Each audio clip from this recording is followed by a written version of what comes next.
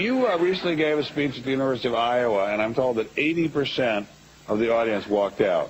What could you possibly have said to them to make 80% of them walk out? Well, it wasn't a speech. It was like some stand-up. Yeah, well, what did you say to them? I was just talking, like, I don't have my stand-up act. I just talk about whatever I'm thinking about lately. So but at the time, it was about having sex with animals. But it wasn't, like, weird. It was like, I'm not in favor. I'm not in favor of it. But I was just talking about it because I thought it was odd, like they have a word for it, bestiality. And nobody I know has ever done it. Nobody I know, you know what I mean? I've never known anybody that's ever known anybody that's ever had sex with animals. But a lot of people are having sex with animals on account of they got that word, bestiality. It's in the dictionary. It ain't easy to get a word in the dictionary. So somebody's doing it. Somebody's got to be going, hey, man, even if some animals, hey, you got to come up with a word, whatever.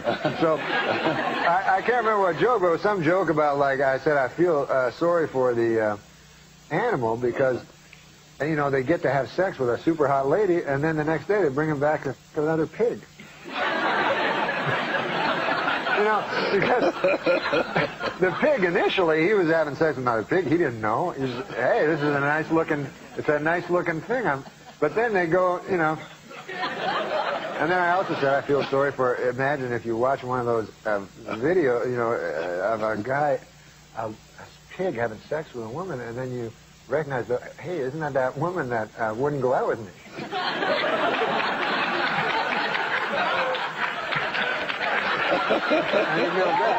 Anyway, this is a harmless joke. Now, you have children, right, by your previous marriage? I have a boy. I have a little boy. How old is he? He's 8 years old. Now, would you like him to go into stand-up? Stand-up comedy? Yeah. It's a good job, isn't it? It's not. It's kind of tough on 8-year-olds. Yeah, well, maybe when he got older. Maybe when he gets older, you know. Would you, if you went to see him talk and he told you that joke started telling you a joke about the pig, would you be offended or would you say, son, that's a great joke. I'm so proud I told you that joke. I would laugh at that joke because it's not, as long as a joke doesn't promote a bad thing. You know, you can comment. So this sort of you can comment on a bad thing. You can do a joke about cigarettes. It doesn't mean you want people to smoke. You're actually discouraging women from having sex with pigs, right? Exactly. I am against it. I am solidly against it. Well, on that note, thank you, Norm MacDonald, for being... I like some pornography, you know. Sometimes I just get so repelled by it, you know. Oh, you ever have those friends of yours go, hey, man, I got a video of a guy fucking a pig. You're like, I don't care. Yeah, it's on my computer. I'm a computer expert. Yeah, I'm right into the computer. I got snakes coming out of ladies' asses. I can show it to you. Come on in mine. I'm like, no, that's all right. I don't want to see it. Some guy fucking a pig, man. I didn't even think that was real. You know, that's bestiality, right? That's what they call it. Bestiality. That's a real thing, man. I never heard of a dude doing that. Like, nobody. I know a lot of people, man. None of them, to my knowledge, have ever fucked an animal. You know what I mean? I never even heard a guy knew a guy. You know what I mean? But I know that people fuck animals on account of they got that word, bestiality. You know what I mean? That's not easy, getting a fucking word. You know what I mean? It's hard getting a word going. They had to have calls at the goddamn dictionary office going, hey man, what the fuck am I supposed to say when I fuck my animal? I got no word for that. You guys got to put a word there in the dictionary.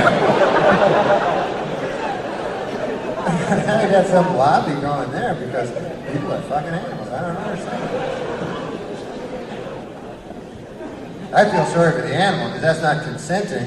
And, you know, also, man, can you imagine if you're a pig, you know, and you're having sex with a beautiful lady, right? And then afterwards, you got to go home and fuck a pig, right? Before you didn't know, you were like, hey, this pig's all right? You don't know it's a dirty pig. And then you're having sex with a beautiful lady, and then they're like, yeah, go fuck pigs again. You're like, you dirty bastard. You burned me.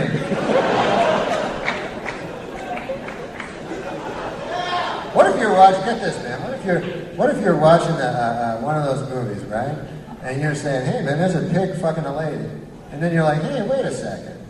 That's that lady that wouldn't dance with me last Friday. She's fucking a pig, man. She wouldn't dance with me. It's terrible. Just dirty for no reason. But that computer stuff, that is just all filth, you know? I don't see anything. Everybody says, oh, man, everything's going to be different. Everything. If you get a computer, then I get a computer, I go, well, what the fuck do I do with it? They go, hey, you can email people. It's amazing. You write in there, and then it goes into people, and I'm like, well, what about a fucking phone, man?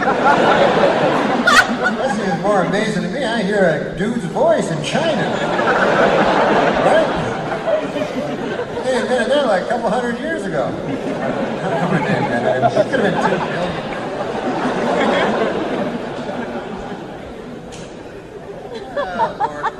But you know, no matter what your sexual proclivity, is that a word, proclivity? I know it's a word, but I don't know what it means. I only know 9-10 words, but I bank on other people not knowing them too. But whatever your sexual, as long as you don't, have sex with animals. I think that's terror. I think it's the wrong thing because they're not. Maybe they're consenting, but we don't know. The animals could be going, hey, I don't know why people are stopping this. I said yes.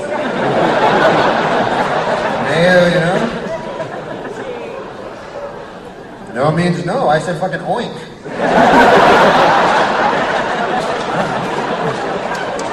That's what I say when I want to get fucked. Oink. But there's no way of telling if they're consenting. I'm like that Harvard professor, Art Miller, talking about law. But anyway, the point is this. The whole point is this. I don't know what that means.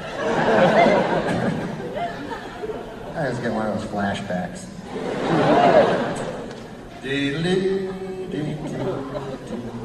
I don't think be intimidated sexually. Unless it's by some sort of strata of being you don't typically want to have sex with, like a cow or a camel or, in my case, a man. Yes. That would be intimidating for me. I don't know how all of the orifices work. Yeah. I think that's exactly the same. With a camel. Yeah. Well, I'm an old chunk of coal. I'm near 50. Uh-huh. I'm on the same Viagra dosage that they give to the donkey at the second show in Tijuana. I'm taking so many Viagra now. I'll tell you this. What's that, Norm? My doctor told me I'm on the same dose that they give to the donkey for the second show in Tijuana. Okay, now listen. For the second show, Why do I continue to have you on? And yet I love it. No, the second show. Why are they prescribing it in such a responsible way? It's that terrible, detrimental act of bestiality. Don't give that donkey too much Viagra. We're not monsters. Right, now go and fuck that human being for the entertainment of the children of God.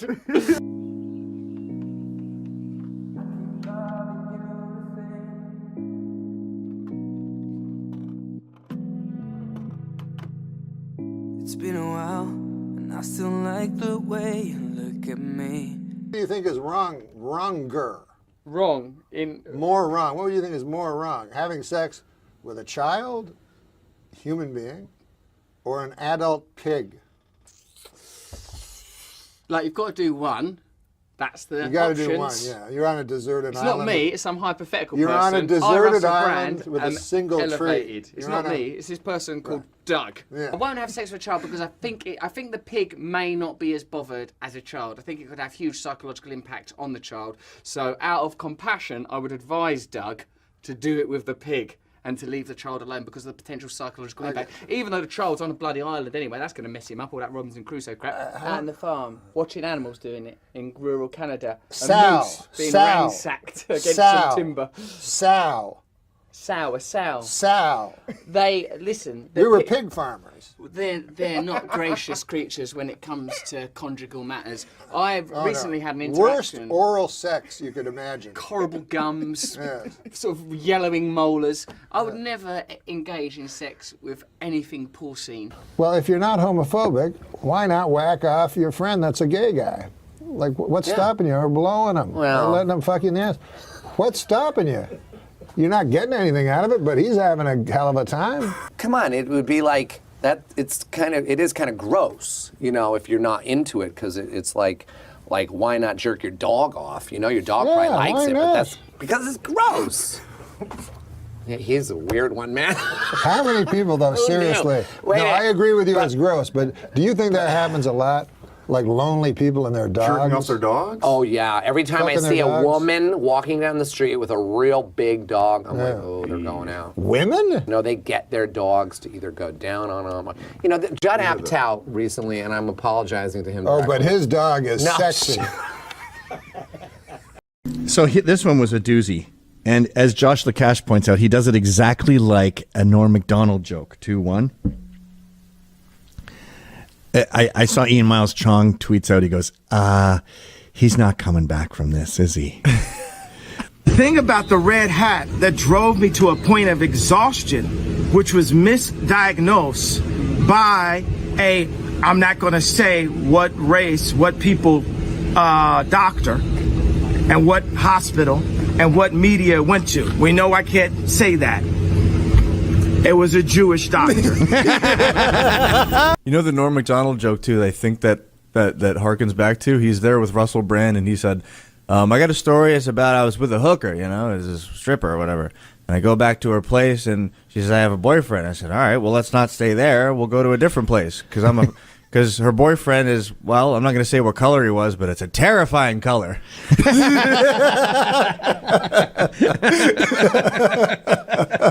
And she says, let's go have sex. Lovely. Best possible outcome. Yeah. So I say, fine and dandy.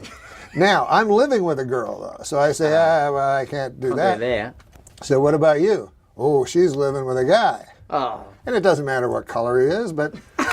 No, it doesn't. No. But it was a frightening color. Really?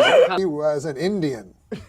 Well, they're very peaceful folk. I mean, prejudicially. Yeah, if they're not holding a tomahawk. So...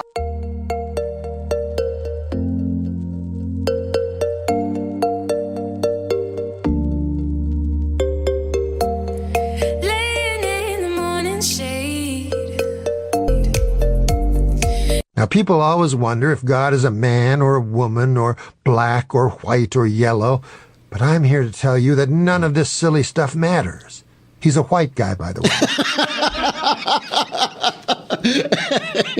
A Brazilian teenager suing Michael Jackson for running him over with his van displayed his scars for a photographer this week. Jackson said through a spokesman that the suit was baseless, but he'd like to see more photos. Well, there may be trouble in paradise. Lisa Marie Presley confirmed this week that she and Michael Jackson live in separate residences 50 miles away from each other. Lisa Marie was quoted as saying, "I guess being married to a homosexual pedophile wasn't such a great idea after all." Hey, Lisa Marie Presley said that she and Michael are still together and happy this week. She also made a revelation that she is actually a 9-year-old boy. While in the hospital, Michael Jackson had his room specially decorated with 2 huge photos of Shirley Temple. But don't get the wrong idea here. Michael Jackson is a homosexual pedophile.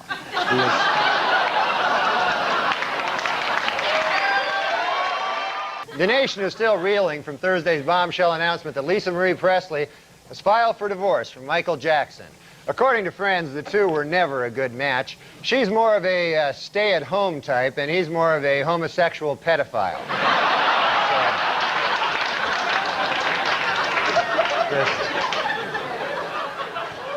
This week, in a secret ceremony in Australia, Michael Jackson was married for the 2nd time. Asked what makes his new bride special, the King of Pop said, quote, "She has taught me about the power of imagination, like imagining that a grown woman is a 10-year-old boy."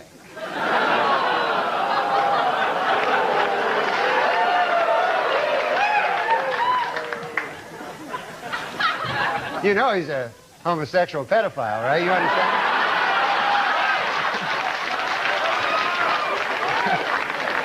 And yes, it is true, Michael Jackson is going to be a father. Already he has hired an entire staff of nannies, nurses, and extra bodyguards, which hopefully will protect the child from Michael Jackson. The New York Post has reported that Michael Jackson wants his closest friend in the world, Elizabeth Taylor, to be the godmother of his child. However, those close to the pair worry that this could eventually lead to heated arguments over whether the child will be molested or eaten.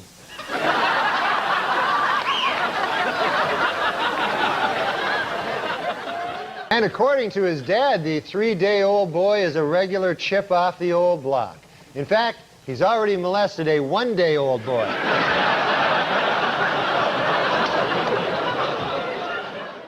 This week, a London tabloid published the first exclusive pictures of Michael Jackson's baby, secretly taken by a guest at the King of Pop's Neverland Ranch. Upon seeing the pictures, Michael said, "This is not my baby." Then quickly added, "I'm not saying he isn't hot. He's hot. It's just not my kid." I'm not saying he's a very sexy infant. It's just not mine. I would love to have sex with him. He's just not my child, is all I'm saying. In next week's Life magazine, pop star Michael Jackson appears in a pictorial with his infant son. The photo showed Jackson changing, feeding, and cradling the baby boy in what Jackson himself promises will be Life magazine's sexiest issue ever.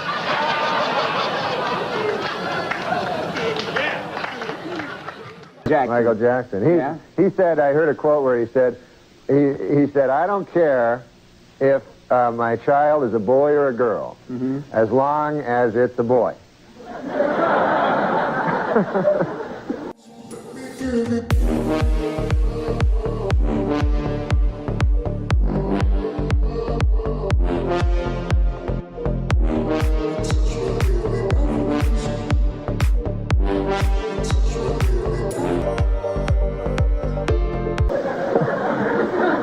He's going to name it. He said he doesn't know what he's going to name it. He said he thinks if it's a girl, he's going to name it Sharon.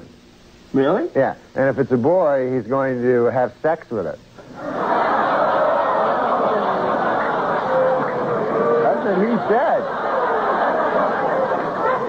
Yeah. I mean, even like you say, your unwanted WNT allegations against Michael Jackson. There had to be kids that were like, well, "This is pretty cool." Yeah. This is not some old priest. And I was doing a bunch of jokes about Michael Jackson. And he said, "Norm, you don't want to get sued by Michael Jackson." And secretly I did. I didn't tell Lauren. Yeah. I thought, how fucking cool would that be? Sure. I'm in court and there's Michael Jackson on the other side. Yeah. It's Michael Jackson against Norm. That has to help my profile. Paul, you watch the Saturday Night Live show? Yeah. What time is that on now, Paul? Huh? I say, what time would that be on? It's like it's 11. It's live. I think. Yeah.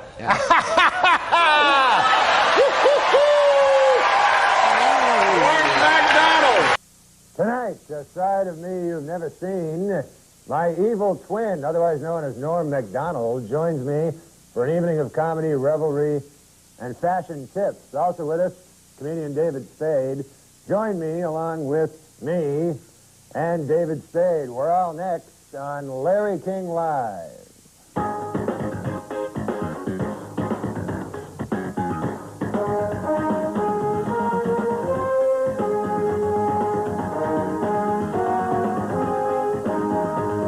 Welcome to Larry King Live. Tonight, a very special guest, the Iron Horse of broadcasting. Larry King is with us. Larry, welcome. An honor to be with you, Larry. Well, welcome to the show. This is strange, isn't it? It's strange, but it's good. I'm very proud to be. I've always wanted to guest with you. Yes. Yeah, it's weird. Good to be on the other side of the desk. Yes, good to see myself. You know, now I'm starting to talk like you talk like me. All right, what's the question? The first question is, Larry, you've done it all. You've interviewed everybody from Sadat to, who's another guy? And name it Clinton. Sadat to Clinton, all through the years. What is the key to being a good interviewer? The key? The key to being a good interviewer. Is being a good listener. What was that? A listener. You have to listen. You have to listen to the answers, which gives you the next question to ask. The next question to ask. In other words, if you're a good listener, you ask me, like, who was your favorite? I see, and then I answer, and it surprises you. So you say, why? Or what did he do that made him I see, all right. You got to be engrossed. Engrossed in the guest. subject. Yes, the guest counts. The guest is everything. Not the host. Not the host. The guest counts. I'm the guest. Fair enough. Host me. Then let me ask you this. Of all the people that you've ever interviewed over the years, how many people would you say you've interviewed? 40,000. 40,000. That's what they figure 40 years, about 1,000 people a year. 40,000 guests. Now, who was the physically ugliest guest you ever encountered? The ugliest. Ugliest. The Elephant Man. You ever interview the Elephant Man? No, we tried. He was ugly. But we didn't do. We almost had Siamese twins once. Really? Didn't do them. You're saying Siamese twins are ugly? They were connected at the head. And that would have been difficult. Not attractive to you? No. Would you marry a Siamese twin? Now stop that. I didn't come here to be insulted. No, but... All right. So you never interviewed the I'm trying Elephant to think if you asked a good... No, I did not interview the Elephant Man. I'm trying to think of the ugliest man I have ever interviewed. The ugliest man. Who's the guy who produces Saturday Night Live? Lorne Michaels. That's the man. Yes, I've met him. He is hard to look at. Not easy on the eye. No, not. It's hard to interview people like that. Not easy on the eye. So you're saying, Larry King, that you find conjoined twins ugly? At the head, yes. At the head, they're ugly. At the hip, they're not ugly. But at the head, it's grotesque. It's grotesque. Don't you think it's grotesque? No, I find all humans beautiful. Larry, that's why we love you. That's right. Oh, what now? Now, let me ask you this. What? You are a very happily married man now. Very. How many times have you been married? 6. 6 times, and now... Finally. 6 is the charm. The right girl came along. Shauna. A lovely Shauna. I call her Shauna because it's like... And how long have you been married? 7 months. 7 months, which is a record. No, this is the first... I've been married, Larry, but I've never been married. Married. This is married. Married like... She's my friend. Like, I love her. I see. That's what Clinton says about his wife, isn't it? I came to the show expecting the best. I didn't expect to be humiliated this way. Well, let me ask you this, Larry. You're married. Yes. 6 months. Yes, 7 months. 7 months. See, you gotta listen. Okay, 7 months it's been. And yet, you started necking with Marlon Brando in the air. What's that all about? Marlon grabbed me. It was him, not me. So it was him. It was him. He kissed you. Out of nowhere, he kissed me on the lips. Oh, my Lord. And I tell you the truth. He was aroused. I can't stop thinking about him. Was he aroused? Was he aroused? That's a journalistic question. That's correct. And if Ed Bradley's here, I'll have him ask it. I had no idea. I was shocked, Larry, when he did that. Shocked when Marlon Brando kissed Absolutely. Wouldn't you be? I would enjoy it. Are you? Never mind. Am I Larry King gay? Was that your question? Yeah, that's what I was going to ask. Yes. I'll come out of the closet right now. On your show, I, Larry King, irreversibly gay. Irreversibly Yes, gay? that's what the doctors have told me. I had the quintuple bypass, and then they said there's a slight side effect. Don't ask, don't tell. Don't ask, don't tell, exactly. All right, what's next? What do you have another What's next? Let me think. Quick question, favorite SNL performer of all time? SNL? Saturday Night Live. My favorite Saturday night performer of all time. Norm MacDonald's way up there. He's going to be on the show tonight. He's terrific. He's funny. Very funny. Why is he leaving? Why is he leaving what? Why is he leaving Saturday Night Live? Well, I don't know too much. You got to listen to answer. You don't like him, do you? I don't care for him.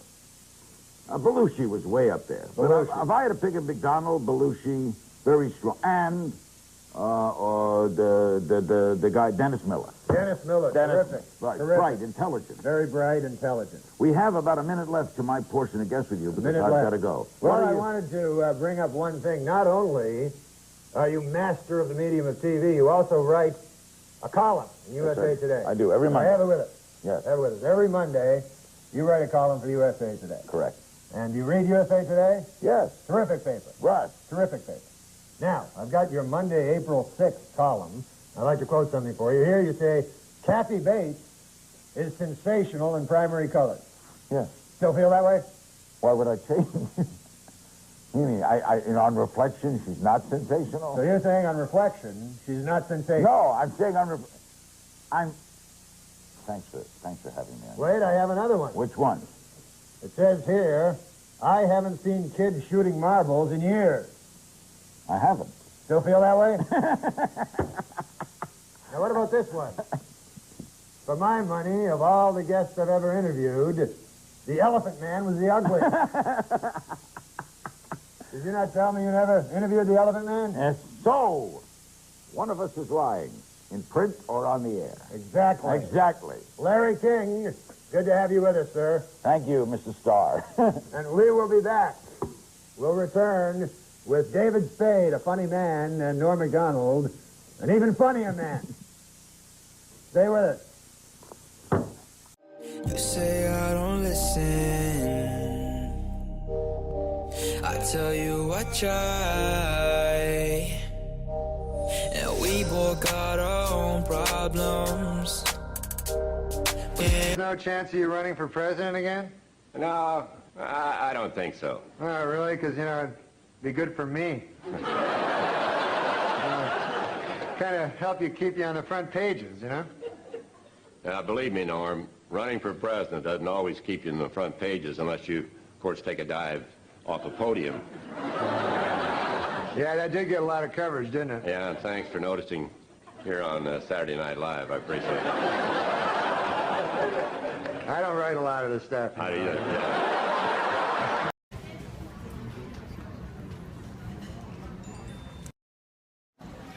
All right, in the airport, SFO. Wait, you want to be on it?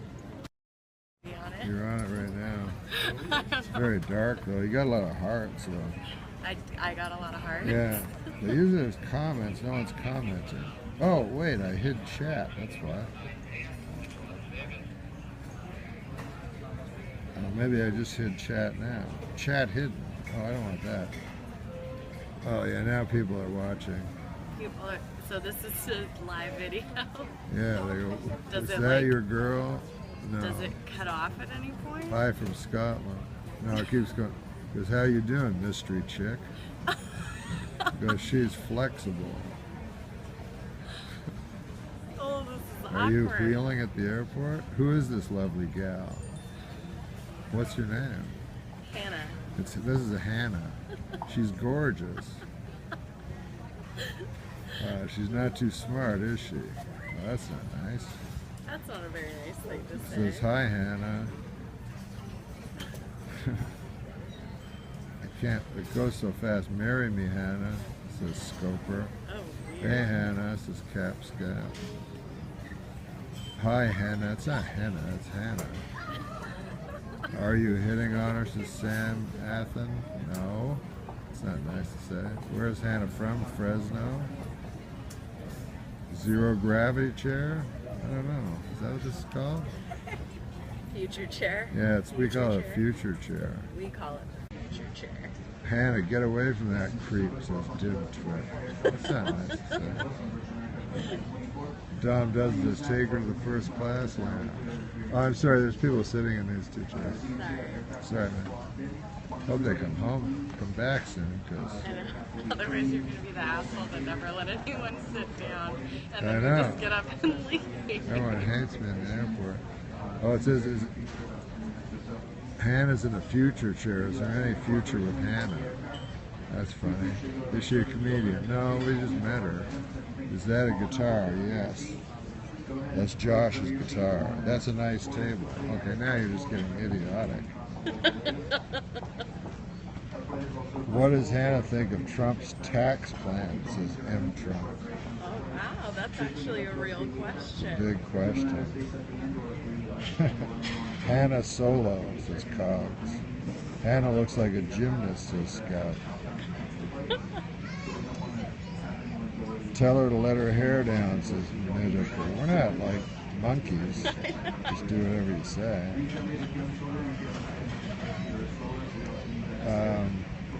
Does Hannah like fat guys from Wisconsin? Oh, what does Hannah do for a living? I teach yoga. Oh, well, they were right. And I work at a sports bar. Oh, people were right about your yoga.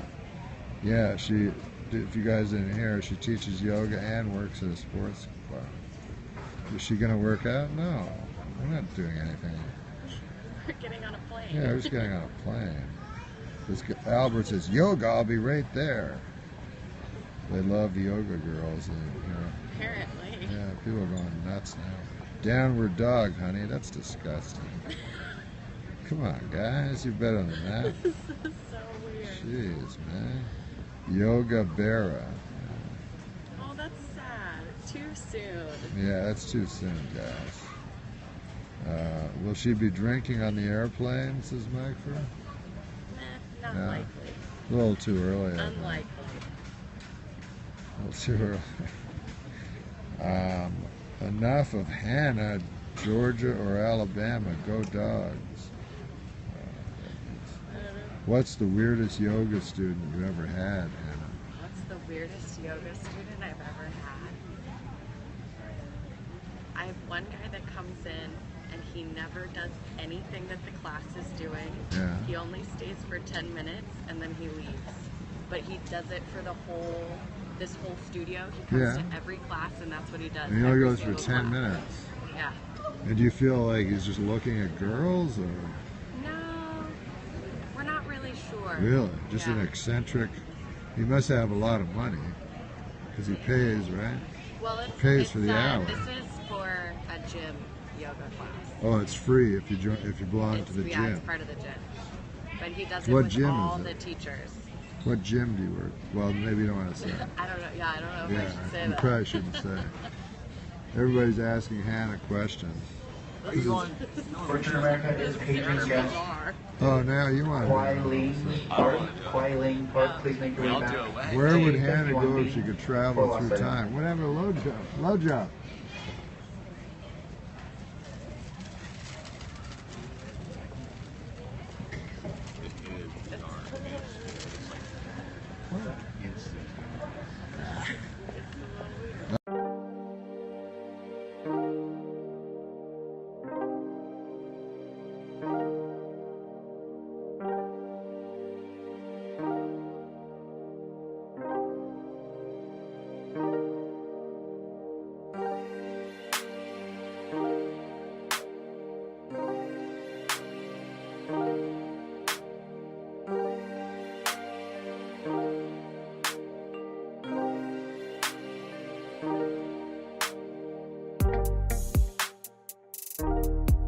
I've hit every comic with the same. And then you laughed in your act. I can't believe Norm MacDonald here, Baggage Claim the Talk Show.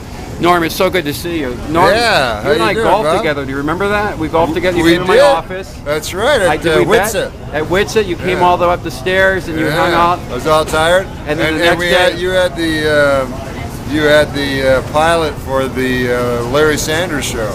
Oh, that's right. I was reading for it. For Hank. Hank. Yeah. You know, I ran into. Why am I blanking on his name? You know who I'm talking Jeffrey about. Temple. Yeah, he's the best. Yeah. He kept rubbing in how he got it. So Norm, I'm a huge fan. You know that. But we started out, I guess. Technically, we started out together, didn't we? That's right. And now that you are really, and I hear you're in the Creature from the Black Lagoon show at Universal. You play the creature on Wednesdays and Fridays. Is that true? Very excited. Partially. It's a little blown out of proportion. Are you still Canadian, or did you renounce that after 9/11? What? 9/11. Remember what happened? That's Norm MacDonald right there. Oh, wait a second. Yeah, no bags yet. I guess I have to talk to him more. So Norm, what you got coming up? You want to promote? You got any gigs out there? Yeah, I got gigs, man. I got a whole bunch of them, but I can't remember what they are. Yeah. That's Norm. He's probably almost 50 now, and it doesn't really click like it used to. But he's still funny as all heck. Norm, you know that's bad body language with your arms folded because you're closing yourself out. Hey, relax. You're a good-looking guy. You shouldn't really be ashamed. You know, I saw a bag over there with flowers all over it. Maybe that's your carousel. There were flowers on it, let's be honest. So who are you talking to? That was another comic, was it? Oh, wait. Nothing. Look at that. We're at the wrong carousel. Norm, thank you for being on the show. Thank you, Bob. Respect, man. Back at you. I was watching on YouTube today, you going on Letterman. Well, I don't know. YouTube's fun, man. Yeah. It was. You know what I'm listening to now a lot, Tommy? I'm listening to audio tapes of Lyndon Johnson. Really? Okay. Well, now I understand why that. I believe that you actually do watch this website now. Yeah. Really? What do you mean? Really? Yeah. Really? He put in the system, that brought Nixon down, He put in the tape system. Yeah. Okay. And and his are way more entertaining than Nixon's. So he put it in. That's kind of interesting. That sounds like kind of what you build a system to record. He did that obviously, so he was very aware that it was there. Yeah. So he was sort of almost doing a radio show. He did what you do. He was Rupert Pupkin. Lyndon Johnson was Rupert. Yeah. So what are you? So the funny ones were sometimes they're really funny. Just like the Nixon ones, the funniest ones are when there's all these Nixon tapes that you can listen to in the Library of Congress that have nothing to do with Watergate. They're way the fuck funnier. Like it's just Nixon talking about his wife and shit. And like one time his in-laws are coming, he's like, I think I'll go stay at Blair House. I don't like that lady with her cooking. And you're like, oh, it's weird, it's the president. How many hours of these tapes have you listened I've listened to a lot of them. But the Johnson ones are the funniest. So anyways, you probably didn't know this. I never fucking knew this. And the guy from the New York Times may or may not have. Anyway, fucking Sam. He's checking his watch going, what's the Simpsons made so far? Anyways. They're all wrinkles. Yeah. So, well, anyways, what was I talking about? The Lyndon Johnson tapes. Yeah, so this, I didn't know this. Lyndon Johnson, he's wins his election, right? He's way ahead in the polls, like a week before the elections come. And his chief of staff, they have a party, because they're so happy, because next week they're going to be president again for 4 more years. So they have a big party at the White House, and his chief of staff goes across the street to a YMCA and blows a dude. Wait a minute. So the next day, take my jacket off here. This is ridiculous. What happened here? Yeah, that's what happened. Say that again. Okay, so Lyndon Johnson, right? Yeah. He's gonna win. Yeah. He's he knows he's gonna win. He's way ahead in the polls, as long as nothing crazy happens, right? So he goes, hey, let's have a little party. A week left, We're gonna win easily unless some crazy thing happens, And so they're having the party and everything. But how did anyone find out about the chief of dude staff getting blown? Because the chief of staff. Well, listen, if you go into a Y and blow a guy, right? But you never know. But it just came out. Did this actually come out in the press? Yeah, like they had a sting operation. And is this on the tapes? Is this on the tapes? It was funny because it was in the old days, so the press couldn't say that, So they had to say it in language that the audience didn't even kind of understand. They go like he was caught in a somewhat compromising situation in a young man's Christians association, and people, old farmers, would go, well, wonder what happened there. So they wouldn't come. So I think that helped them, but the conversations with Lyndon Johnson are hilarious because he goes, he's just talking to his friends, and it's this longtime guy that he didn't know was gay, and he's like, my golly, I could never have figured that for Bob. I've known Bob 30 years, and he goes, I'd quicker say I was a fruit than him. Really? Yeah, on the tape? On the tape, yeah. Where did you get the tape? Lyndon Johnson said that. Where did you get the tapes? And then he goes, and then the funniest thing is he phones J. Edgar Hoover, who he knows is gay, right? But he's like real powerful and everything, right? J. Edgar Hoover was gay. Yeah, like, he was a transvestite and he'd have dudes over. Is this true? Or? Yeah, no, that's fairly well documented. I know I'm it not was outing him. I'm not Perez Hilton over here. I know people.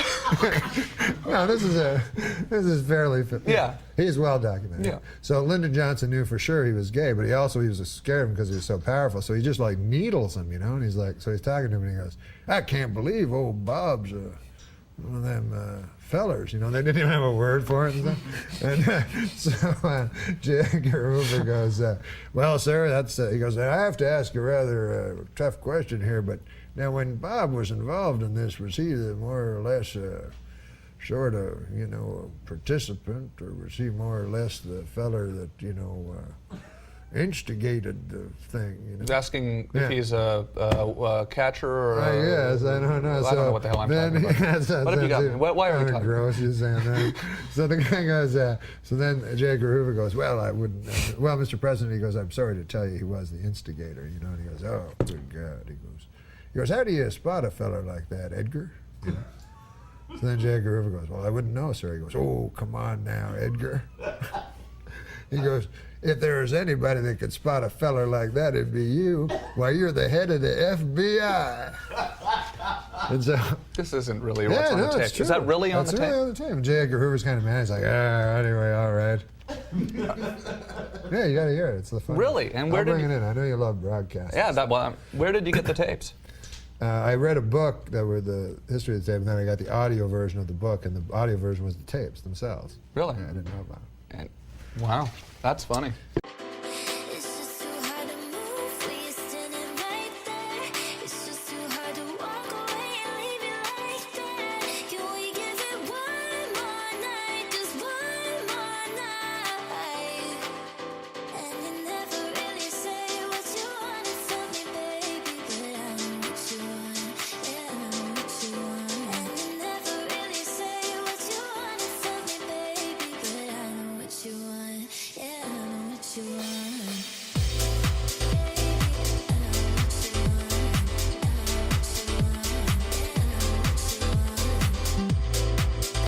My next guest has played Allison Parker, one of the many dysfunctional but gorgeous residents of Melrose Place. Please welcome Courtney Thorne-Smith.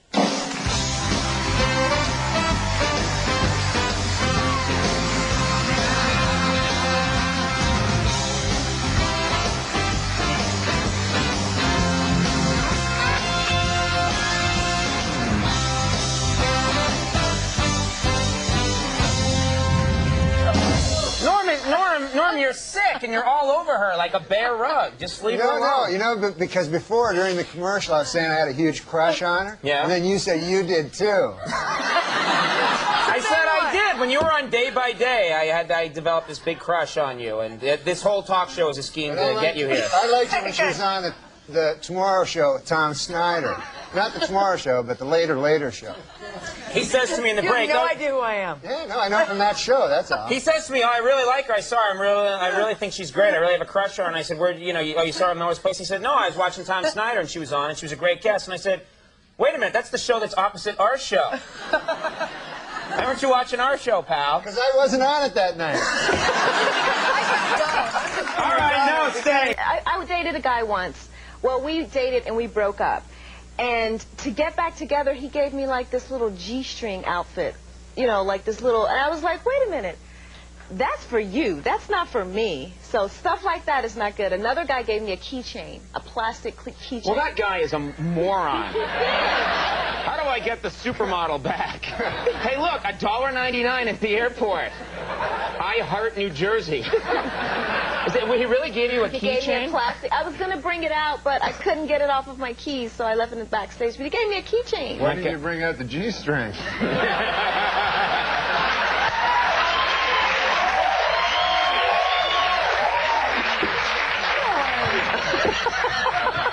I love that my dirty uncle's here for this tonight.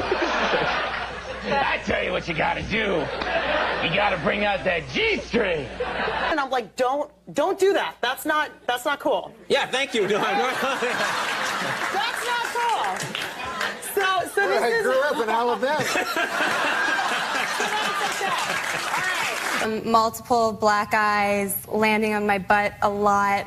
It took a little while. Okay. Being crippled? No. I didn't. No. I should have warned you about him. I know. It's interesting what you say when you go, like, America's the greatest country in the world or something, because, like, imagine, like, you're just saying that on account of you live there, because let's say you hear a guy who goes, hey, man, Kenya, that's the greatest country in the world. You better believe that. Hey.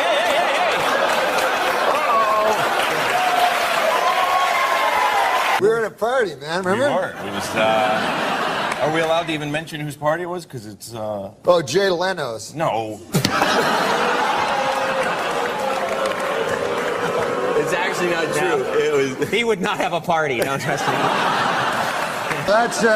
That's fine with me about that owl. I don't give a hoot.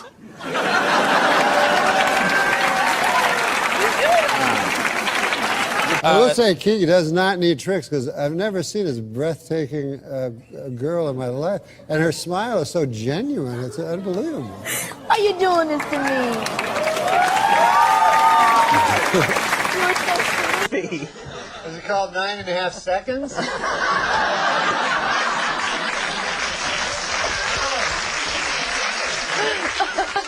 It's like he's premature ejaculator. You know what happened? This is what happened.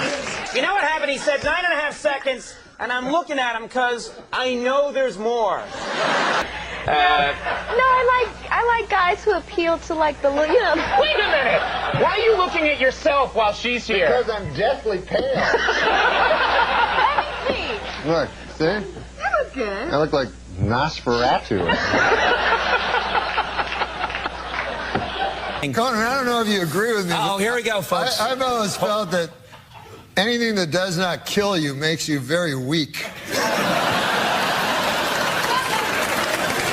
And almost killed. Yeah. This is a little bit like when Donahue met Marlowe. You guys. He said, you guys. Here we go. Even I don't get that one. Hold on. You're hilarious. Yeah. It was the first party I've been to in like 12 years. But it was fun seeing Todd, man. The Hangover was awesome. I hope the second one's... Yeah. Like my son was like, I don't know how they can do it again. You realize you're not going to get to any of your things you're here to talk about. It's pretty much over now. That's okay. No, don't apologize. This is what happens when Norm comes to town. But honest to God, The Hangover was one of the funniest movies I've ever seen in my life. Yeah. Well, The Hangover 2 is going to be even better. I hope, yeah.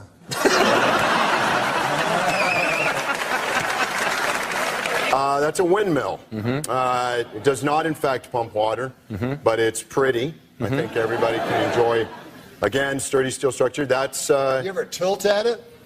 What's tilt at the windmill? Yeah, I thought that's what you did to them. Wait, do you know Robert Duvall? I do. Norm, you're killing my flow here. I'm sorry. It's a Zeppelin. All right. Are you talking about Melrose Place?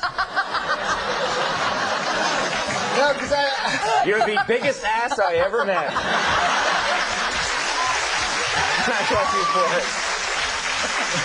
No, because I swear to God, and when I lived in L.A., I lived on the actual street called Melrose Place. There's an actual street. There's a Melrose. Is there really a Melrose There's really Place? a Melrose Place. Okay. You know this, right? Yes, it's true. So they opened a restaurant called Melrose Place on it, and then it's right beside my house. And every time I go out, there's all these retards, like tourists, and then these tourist retards, like they're always fat and they're taking pictures, standing in front of this restaurant. Yeah. All right, you got to come back when this masher isn't here. I've got to come back with all you guys. Yeah. I like this lineup. We got to take this on the road. I was thinking the same thing. You guys want to go on the road together and take this act around town? I don't think I could survive it. I mean, right now, if you were to take my post, you'd have to subtract 8.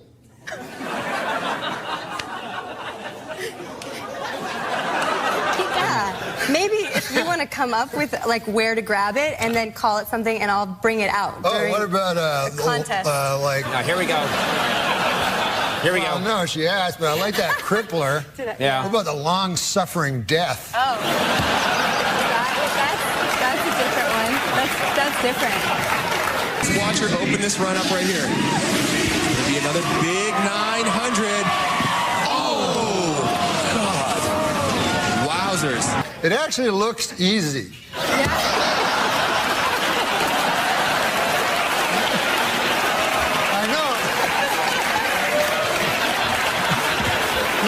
It's not. I don't mean to insult you in any way because I know how difficult it is. But because it's snow, you're like, woo! Yeah, like I went to Vegas a couple weeks ago and a funny thing happened. Hey, Andy. Hi. And a funny thing happened there in Vegas, right? I go there, to gamble. I meet a couple of midgets, Couple of midgets? Yeah. Little people, I call them. Well, I don't think of people as little people. Yeah, your word's better. Yeah. Go ahead anyway. You meet a couple of midgets. I know a lot of people in show business talk about the little people. Right. But I think everybody's the same. The midgets, the regular people. Okay. We're all human beings. We're all human beings. That's good. That's good. You have a good attitude. Some of us are, short and have weird big heads. So, anyway, these guys. You're writing a book. Yes. How to be a model. Yes. The Complete Idiot's Guide to Getting into Modeling. So, like, rule number 1, be incredibly beautiful. Right. I mean, what are the things that you can do? I know rule number 2. Yeah. Don't be a midget. No. Stop it.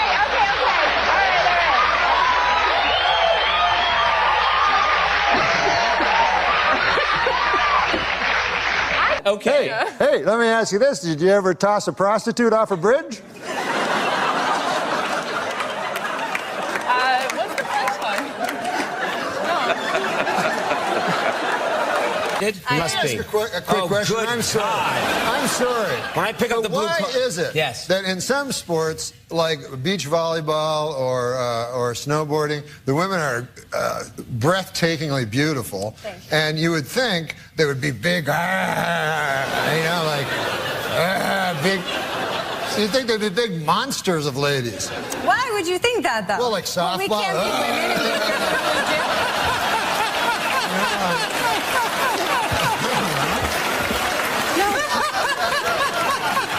that's what I'm trying to do.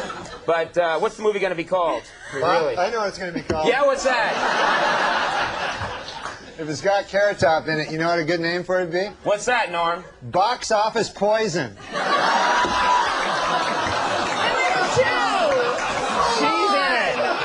about my career? Courtney Thorne-Smith, the girl sitting to your left, is in the movie. I'm going to go see it for fun. After you steer everybody else away? No, I love this girl. I would see any movie with this girl in it. She's a beautiful lady and a talented, nice talk show guest. As evidenced by her appearance on our rival show. All right, well, there's this 2-hour season finale of Melrose Place. There's this movie coming out. Yes. Title undetermined at this point. Chairman of the board. Oh, all right. Do something with that, you freak. I bet the board is spelled B-O-R-E-D.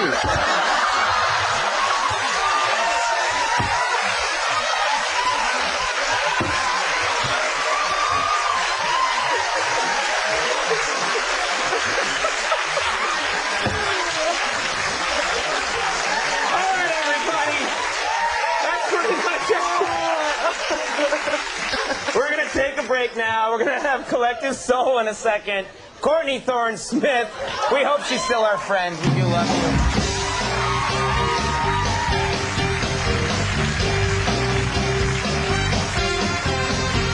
Did you hear my 3 months in. Did you hear my Wake Up Maggie? Maggie May? Yeah. By Rod Stewart. Yes, I do. Well, you want to hear my impression of Gordon Lightfoot doing that? First Absolutely. 5 lines Canadian of the hero, song? Gordon Lightfoot. Yeah. She told me your riddle I'll never forget. Then she left with the answer I've never found yet. Wake up, Maggie, I think I got something to say to you. It's late September and I really should be back at school. I know I keep you amused, but I feel I'm being used. Oh, Maggie, I couldn't have tried anymore. I was like he was here. That was unbelievable. He has a very unsexy voice. It only works that time if you have a sexy voice. Where does he rank in the Canadian pantheon? He's pretty high up Is he there. higher than Bryan Adams? Oh, yeah. He's higher than Bryan Adams. I guess the highest is like Neil Young. He's the great-granddaddy of them all. I don't think I knew that Neil Young was Canadian. Oh, yeah, man. I'll give you even a better story, than that. Every story's better than that story. No, but he was, his father, Scott Young, was a sports reporter for the Toronto Globe and Mail. Yeah. And he was one of our better sports scribes, you know. He was a credit to the fifth estate, as they call sports writing. No, but anyways, he was an old fella, you know, Yeah. a tough old bird, but a beautiful writer, you know, as was his son. So he was estranged from his son because he became a hippie. And then one day, Scott Young, at 55, was driving down the 401 in Toronto, and the song came over the radio, Old Man, Take a Look at My Life, that he had written, you know, for his father, and his father phoned him, and they've been close ever since. Isn't that beautiful? Wow. I never knew what the genesis was behind that song. Yeah. Old man, take a look at your life. Emotional. I'm a lot like you are. Wait a second. Okay, whatever. So I need your love. You free my mind. I need your love. Yeah, you free my mind. Gordon Lightfoot, one of my favorite singers and performers. He's also a close personal friend of mine. Phone him and ask him. He'll tell you. You know, if Gordon were here tonight, and if he dressed himself, and if he played the piano, and if his favorite singer were Rod Stewart, you might hear something like this.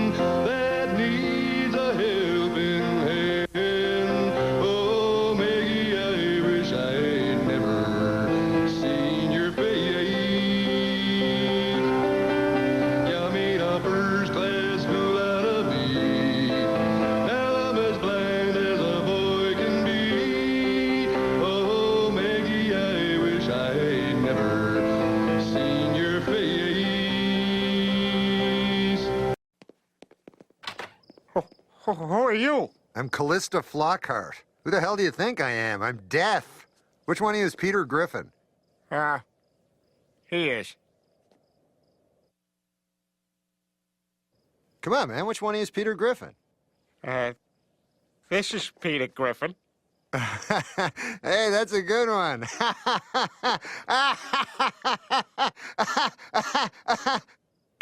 What?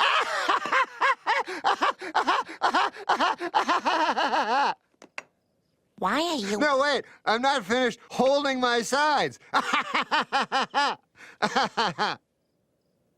Why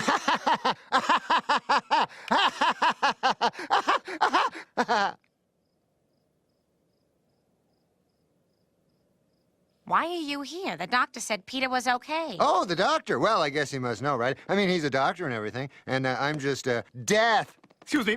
Hello, I'm Stewie. Big fan. Look, Death, you made a mistake. I'm not really supposed to be dead. Oh, I made a mistake, huh? Then what do you call this? I don't care what that says. You can't take my husband. Mother, where are your manners? Don't argue with our guest. Won't you join us for dinner, Death? Oh, no, I don't want to be a bother. Is that turkey? Yes, Death. We were in the middle of a turkey dinner to celebrate Peter's good health. Oh, do you mind?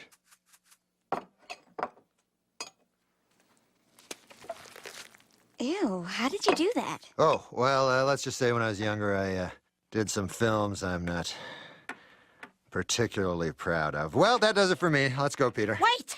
You can't go. After dinner, we usually go into the living room and live for another 40 or 50 years. 40 or 50? Let's go. Hey, Death, you got a file on me? Yeah, somewhere. It's in the car, I think. Does it mention that I ran 2 weeks of junior varsity track? Let's not do this. Hey, look, I caught Flo, Joe. You don't think I can catch you? My ankle! Yeah, listen, don't help or anything. I'm totally fine. Damn Irish. I got a B+ in health. Is there anything I can do? Yeah, why don't you boil some water and rip up some sheets there, Einstein? It's a sprained ankle. I just have to stay off it for a few days. Wait, you can't stay here. Why not? You're trying to kill me. Besides, how are we supposed to explain you to Mr. Roper? Hey, make yourself at home, Death. I'm going out for a little while. Hey, wait. You can't tell anyone I'm here. For if humanity discovers I'm no longer lurking in the shadows, the consequences will be dire. Go on. That's it. What the hell do you see in him? It's your turn, Death. Yeah, I know I should find this ironic, but really I'm just bored as hell. Hey, how old is this TV? You could probably get the Dumont network on this thing. You know, Peter is a good man and a wonderful father. Here it comes. Could you please find it in your heart to spare him? After all, it isn't really his time. What'd you make this cocoa out of? Crap? If you want me to make it again, Sorry, Lois. It's my fault. I just assumed you were going to make it with milk, not crap. I'll be right back. Joey, leave Death alone. He's okay. You know, he reminds me a lot of me at that age. I just hope his teen years go better than mine. Boy, talk about awkward. Oh, baby. Oh, Sandy. Oh, yeah. Oh, Sandy. Oh. Sandy? Oh, not again. I'm going to be a virgin forever. Or am I? I brought you something to read. Oh, glamour. Great. I can learn how to please my man. Go get me an Entertainment Weekly. I hear it's got a great picture of me sneaking up on Tom Snyder. Can we please talk about Peter? He has so much to live for, Death. He loves his children and me. Okay. I'll spare his life. But you owe me, if you get my drift. What the hell are you doing? I was talking about another fruit cup. Not bad, though. Peter, Death just agreed to let you live. Oh, man, this really is my night. I get to live and I'm on TV. Our top story tonight, the rules of death no longer apply. Fascinating story, Tom. It sure is, Diane. And since the laws of death no longer apply, I can do this. That's right, Tom. And now it's time for sports. Great, the whole world is laughing at me. This is high school all over again. Well, I'll show them. I'll show all of them. Oh, my God, that hurt. We now return to 'Twas the Night Before Christmas, as read by Norm MacDonald. 'Twas the night before Christmas. Wait, 'twas? What's 'twas? Is that short for it was? What kind of rush are you in, man? You can't just say it was. Oh, you saved a lot of time there, fella. Oh, don't come at me with that it was stuff. I got things to do. Got to get down to the donut shop. You know, 2 days ago, I was at the donut shop, and I said, hey, donut guy, you got anything warm back there? He says, try the fritters. They were. They were? What does that even mean? They were. You must mean twere. The fritters twere warm. What's that? We're out of time. Oh. I'm fired. Hey, you know O.J. Simpson is a wife-beating murderer, right? Oh, right. Was. 'Twas! Is it really my fault? 'Cause you try to hit me with your pity till I can't trust, but I still push on. Got me changing my ways, trying to fix it.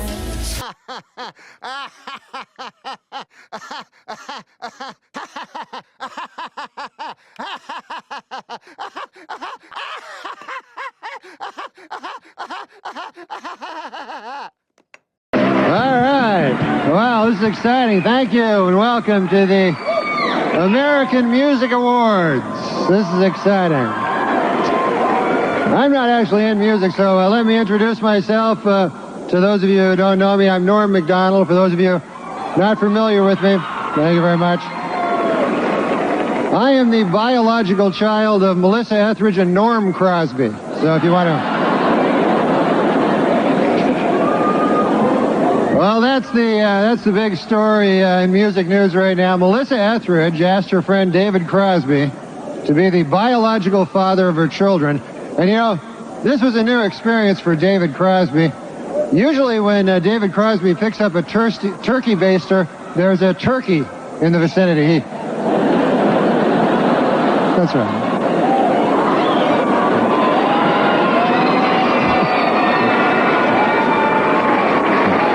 He's a fat guy.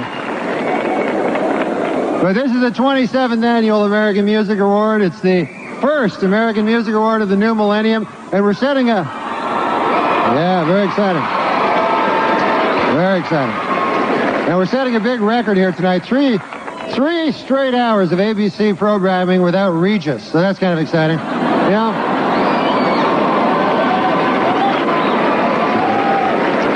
You know, before I did the show, I never realized how much work it took to put on a production like this. Check it out. They spent 2 months building all these incredible sets. They had to coordinate 14 live music acts. And most impressive of all, they had to find a seat filler for Jennifer Lopez. She got a...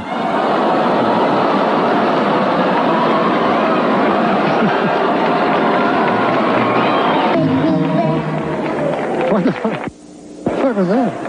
Now, maybe you guys are right. Maybe she doesn't have a gigantic ass. I stand corrected. Well, it's been quite a year in music, though. Let's look back. A lot of classic songs have been covered this year, haven't they? Lenny Kravitz did American Woman. Dwight Yoakam did Crazy Little Thing Called Love. And Barry Manilow released an album entitled Manilow Sings Sinatra, and I'll tell you, it is a great CD, or as I like to call it, it is a great coaster. I like to throw my drinks on that. It's not a good CD at all. And you know, with everyone so obsessed with their careers nowadays in music, you know what I mean? Here's a kind of a nice story. Celine Dion is retiring from music to try to start a family, you know, and I think she's serious about it, because I just saw her backstage chasing David Crosby with a bucket and a copy of Swank. So I think she's serious about it. Well, we've got a big show, so let's get it going. Yeah.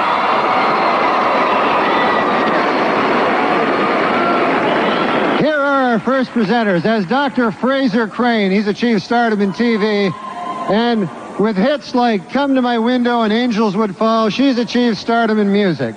But they have one thing in common. They both love the ladies. Please welcome Melissa Etheridge and Kelsey Grammer.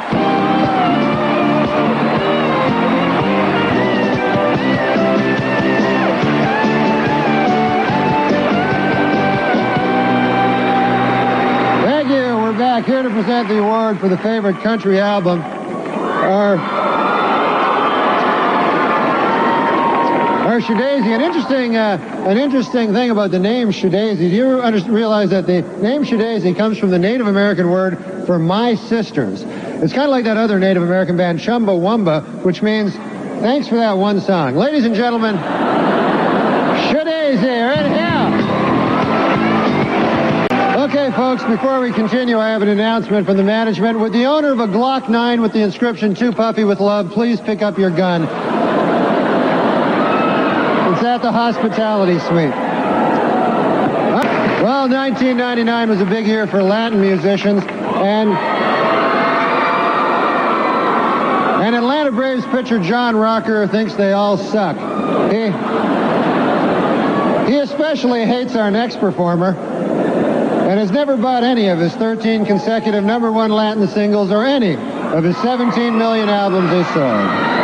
So if you're watching now, John Rocker, be a good time to hit the can. For the rest of us, here he is, Enrique Iglesias.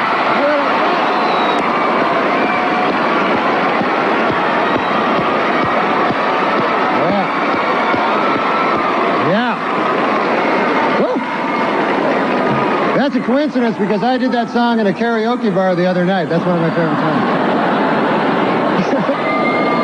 I was just talking to Dre backstage. I don't know if he's a real doctor, but he did prescribe me some stuff. So I don't know.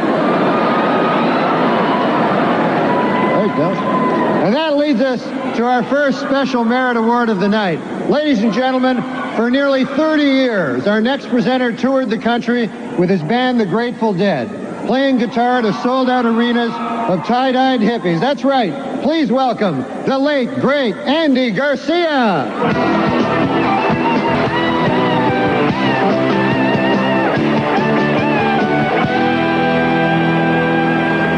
Well, I'll tell you, it's nice to be back on stage out here. You know, I don't want to say my dressing room is small, but Tommy Lee just dropped by to visit. He shook hands with Carmen Electra. He blew out a wall.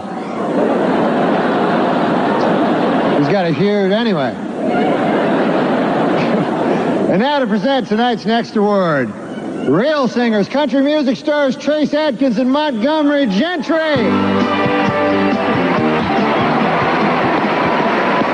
Oh, well, thank you, folks. Exciting. I didn't know the Judds were back together. Did you know that? I just saw them. I just saw the Judds backstage. Yeah, you're big Judds fans? I just saw the Judds backstage chasing David Crosby around with 6 mason jars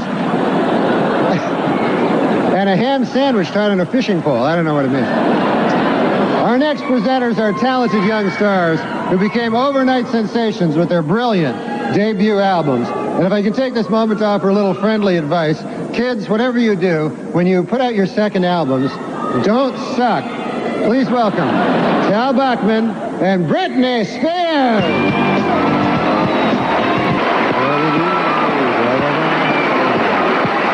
Yeah, Savage Garden. That was great.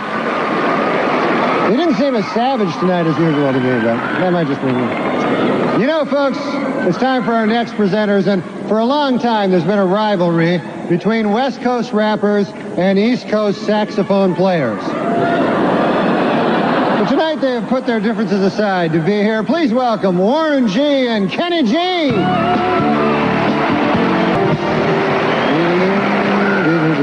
Our next performers took their name from the nickname of their home state. They picked Lone Star because the other nickname for Texas was already taken by that other band, Alabama. Ladies and gentlemen, Lone Star!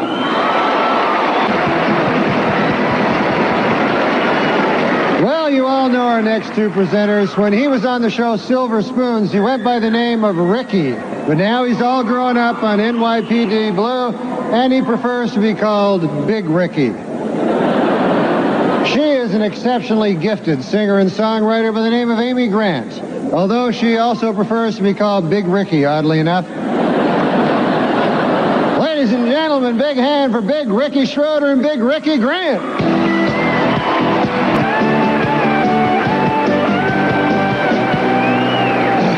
Thank you, folks. I'm really happy to save the 90s Artist of the Decade Award for me to present. I have been a huge country music fan my entire life, and I'm a big fan of this guy. In case you don't know, there's been no need for voting on this one at all. The record stands by itself. Look at these statistics. The fastest selling artist in history. 4 albums, sold more than 10 million copies each. Over 95 million albums sold in all, more than any other American recording artist. By acclamation, the 90s Artist of the Decade, Garth Brooks.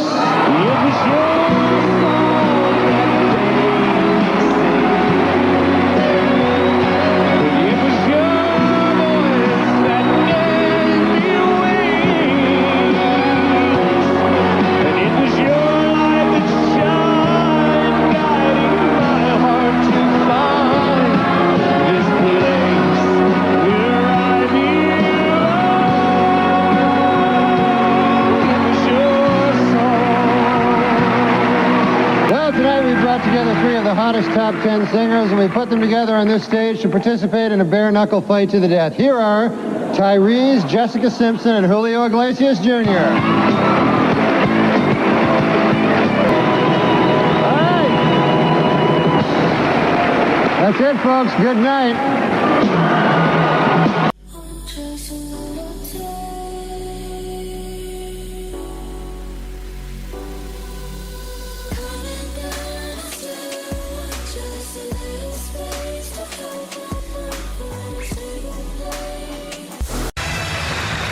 Thank you very much. I'm very excited to be here, you know, and I was asked to host the ESPYs this year. Yeah, hi, that's my name, Espen. When I was asked to host the ESPYs this year, folks, I said yes immediately for one reason and one reason only. This show has interns.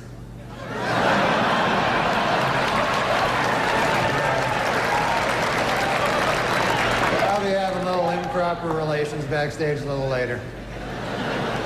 But man, it's great to be here at the 6th annual ESPY Awards. Hard to believe, huh, that the ESPYs are 6 years old. Although Anthony Mason swears they're 18. So.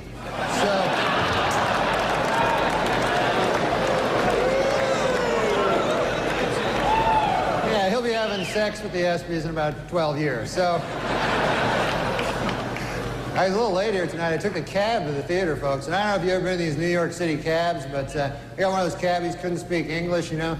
Saw his name there on the dash. I couldn't even pronounce it. I think it was something like Hideki Arabu. I'm like,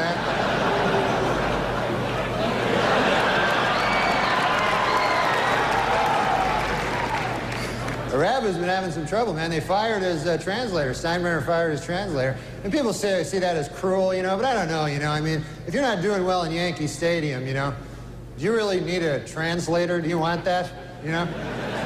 You know? Hey, what'd they say? They say you suck. You should go back to Japan, you dirty foreigner. Okay, I got it. I'm trying to pitch over here. It's great to be here on ESPN. I love sports, man. Man, you can see sports on ESPN you don't see on other networks. You know, like kickboxing. That's my favorite sport. Kickboxing is great. When you think about it, it combines the style and grace of boxing with kicking. It just seems kind of immature. Just backstage, a lot of celebrities back there, man. I was talking to Jerry Jones, you know, the Cowboys owner, and he's disappointed, obviously. Yeah. Well, he's a good guy, though, man. He's talking about rebuilding the team, you know. And he told me, he says, we have to get back to what made us a championship team. Strippers and crack.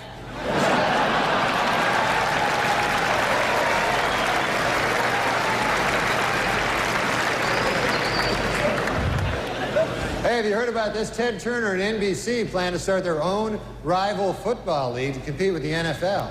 And not much known about the specifics of this new league, except for this, it will suck. They know that. So they might have trouble, you know, getting advertisers when we know it will suck. And of course, congratulations to the Denver Broncos for winning the Super Bowl. How about that?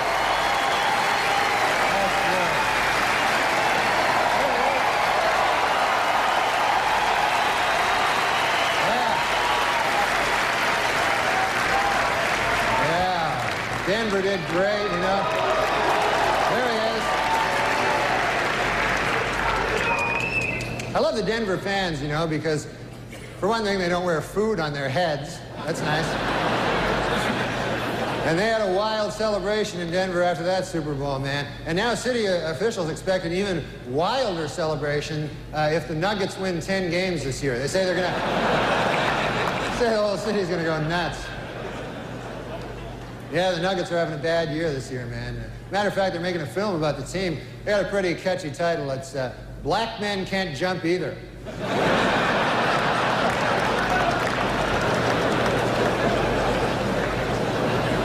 Well, NBA All-Star Weekend over. That was exciting, man. The East beat the West. Jeff Hornacek won the three-point shootout.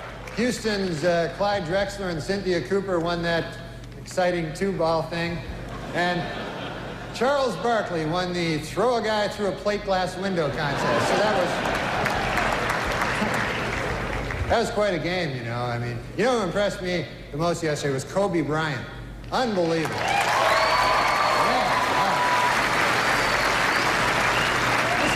This guy's amazing. 19 years old, the youngest starter ever in the All-Star game, and he played so well that today he was named spokesman for NBC's new public service campaign called Screw It, Who Needs College? Of course, the biggest story in basketball, no question about it, Michael Jordan may retire.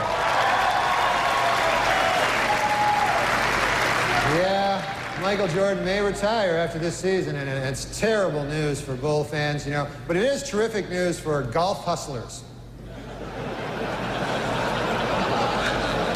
They're happy about it. But Jordan is very serious, though, about leaving. In fact, he's already called the Hall of Fame to make sure that his plaque bears his basketball nickname, Air Jordan, and not his baseball nickname, Senior Crappy.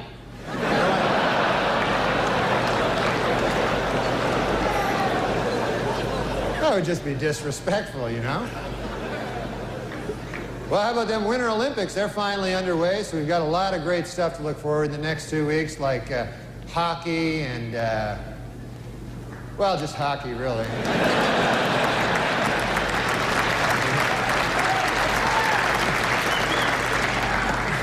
I was watching last night, I saw speed skating, and my goodness, you know, could the outfits they wear be any tighter? Holy Lord. There was an East German woman, I swear, you could see the outline of her entire penis. It was...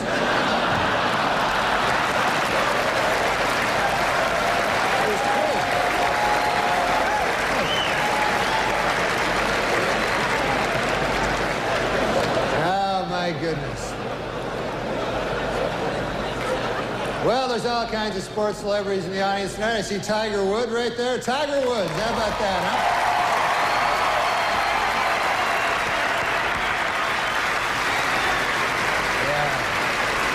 Yeah, he's up for golf, of course. He's up for Golfer of the Year this ESPYs. And you know who I feel sorry for, folks, is the other two guys nominated for Golfer of the Year. You see these guys getting ready, you know? It's like, hey, honey, have you seen my tuxedo? No, not the good one. The one I wear when I'm going to get my ass kicked. Have you seen that one?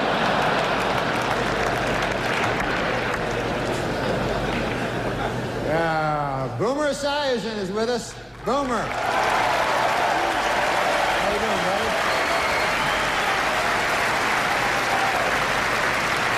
Boomer, of course, will replace Frank Gifford on Monday Night Football next season. And Frank told reporters that this will allow him to spend more time with his wife and children. Then he broke down and cried for 45 minutes. So.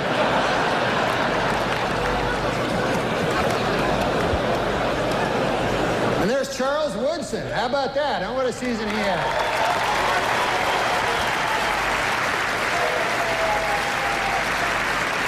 Great, man. He became the first defensive player to win the Heisman Trophy. And congratulations, Charles. That is something that no one can ever take away from you. Unless you kill your wife and a waiter, in which case... all bets are off. Just a word of advice. Folks, before we can begin handing out our awards tonight, we must look...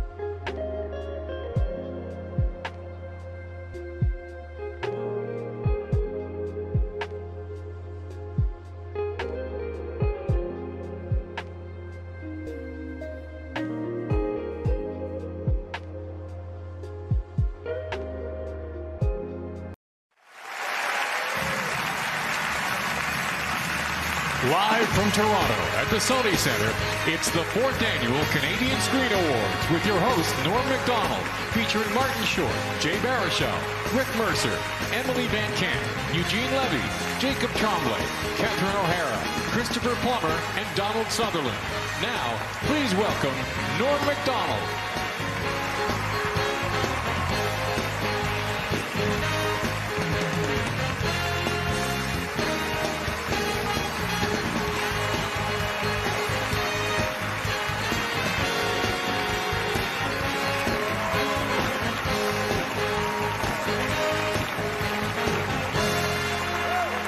Thank you and good evening. I'm Norm MacDonald, and I could not be more excited to be here. You know, when I was asked to host the Canadian Screen Awards, I called my good friend Chris Rock, and I said to him, I've got some great news, Chris. I'm going to Canada, and he said, I've got some great news too. I'm hosting the Oscars. What are you doing in Canada? And I said, you know, visiting some family, friends. The usual. We're coming to you live from Toronto, or as you cost-cutting location scouts call it, New York City. Look at this beautiful crowd, though, isn't it something? Dashing men. That sounded like Bobo. Look at this beautiful crowd, though, folks.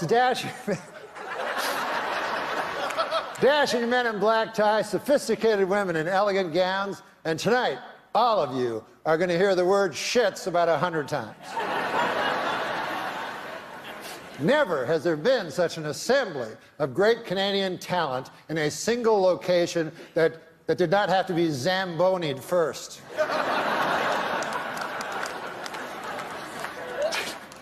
Tonight, the CSAs are being seen in over 50 countries. Isn't that exciting? Oh, wait, I'm sorry. Don't, wait. I misread that. 50 counties. And a couple of regional municipalities. We are here to celebrate nominees for their wonderful work in Canadian cinema and television, which is a lot like celebrating the Northern Lights. You probably haven't seen them, but you've heard they're amazing.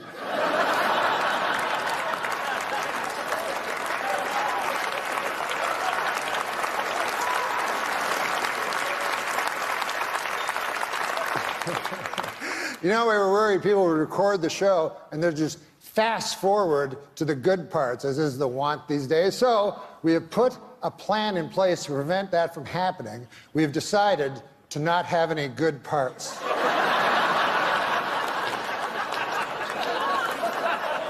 I'm doing my part. But no, that's not true. We have a lot to celebrate in our industry. Amongst the TV shows nominated tonight are Amazing Race Canada, Big Brother Canada, Master Chef Canada. Where do they come up with these ideas?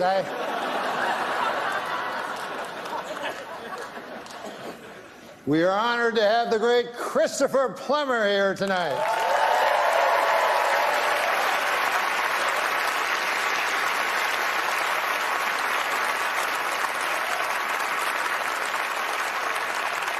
Mr. Plummer is nominated for Remember, the story of a man who at age 90 sets out to kill the Nazi who murdered his family. And I thought I left things to the last minute.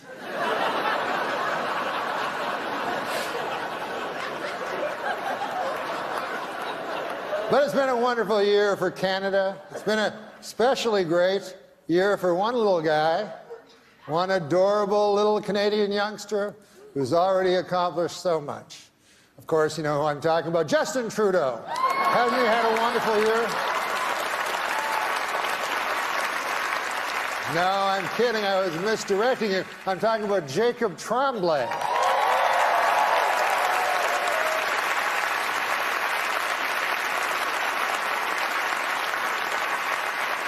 Jacob is up for Best Actor, and he will be competing against the aforementioned Christopher Plummer. You know, Jacob is only 9 years old. Christopher Plummer, 86 years old. But they have a couple of things in common. One, the deep love of their craft. And two, they are both up way past their bedtimes.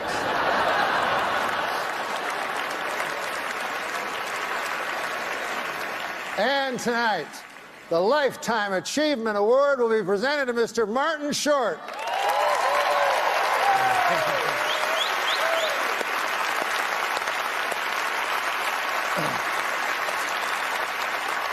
It's the Academy's way of saying, thank you so much, we've had enough. Well, Don Rickles. As a friend, it's over. Ingenue Ellis is here tonight. Absolutely.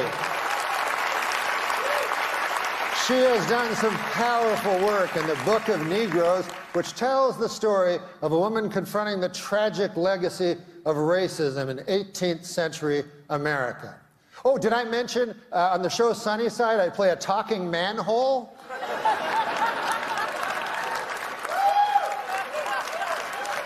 That doesn't mean it's better, it's just different.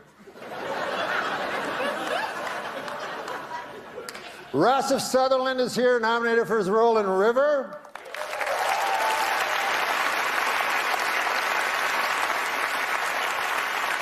And he is here with his iconic father, Donald Sutherland, who has come to support his son. Not to compete with him like someone I know, Eugene Levy.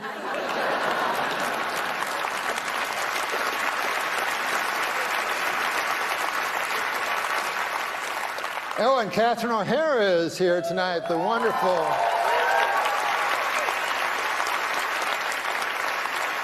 That's a beautiful dress you have on, Catherine. I don't know if I'm allowed to say that. But Catherine is an actress of extraordinary range, from her many characters on SCTV, of course, to her work in Best in Show and Home Alone, and perhaps her most remarkable performance to date as the title character in the Book of Negroes.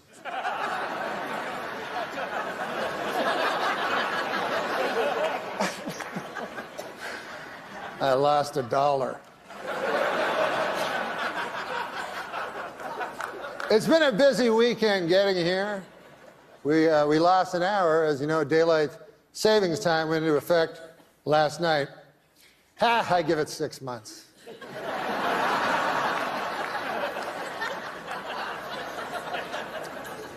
And I would like to take a brief moment, as all moments are, I suppose,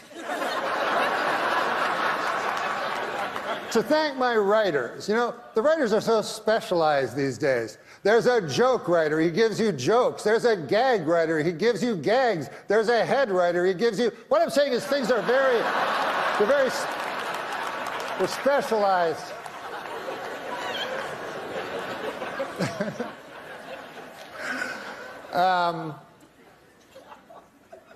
Well, we're going to start the show, but I was... It hasn't started yet, you didn't know. I saw a wild look of alarm cross your eyes. But I was backstage yesterday, and we were doing rehearsals, and I asked, what is the statuette called? And they said, it's called the Canadian Screen Award. And I said, well, that seems kind of dull. Like, what? That's the name of the award? And they said, well, we've been bandying around different names, but none of, they said in Canada it takes a long time to get stuff done and stuff. But one of them they mentioned was the Candy. And I think John Candy, I mean, who doesn't love John Candy?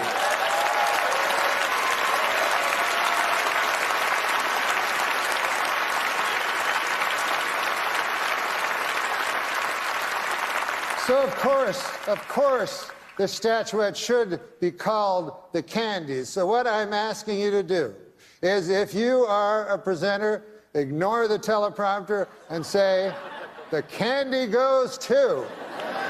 And if you are lucky enough to win one, go, I won a candy.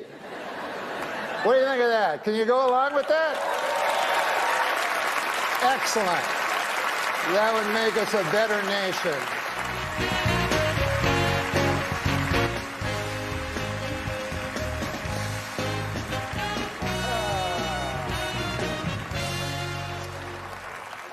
I am not here to upbraid. However, I think I made it quite clear that these awards should be referred to as the Candies. A 9-year-old child knew. Are you so burdened with this preposterous technology?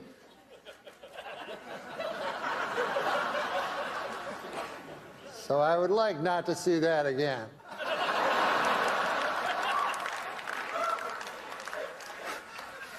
Backstage I was thinking how different things are since I moved to the United States. Now I'm in the United States. One thing I've noticed about films, I don't like foreign films anymore. they're all like artsy, kind of not my cup of tea. But when I grew up in Ottawa, by God, I loved foreign films. You know, Star Wars, Smokey and the Bandit. Do you remember that one?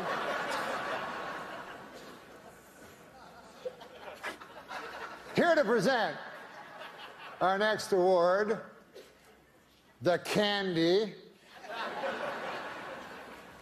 And this will be the end of my upbraiding, I hope. Is an accomplished actor. All right. Hey, before we go any further, how about a hand for the band, huh? Good job, guys. George St. Kitts and the Candy Band. Who can take a sunrise? Come on, guys. Sprinkle it, but they can't. Well, whatever. Well, our next presenters are political people. And it made me think, because I was just told Cape Breton Island, I don't know if you know this, but they are offering sanctuary to anyone that lives in America after Trump is elected president by a landslide. And I agree with this in principle, but why Cape Breton Island? I mean, can't I just flee to Toronto? Do I have to leave the fucking planet? I mean,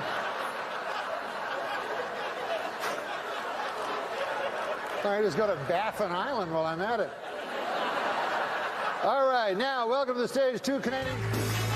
Oh, the Candies are going great so far, aren't they?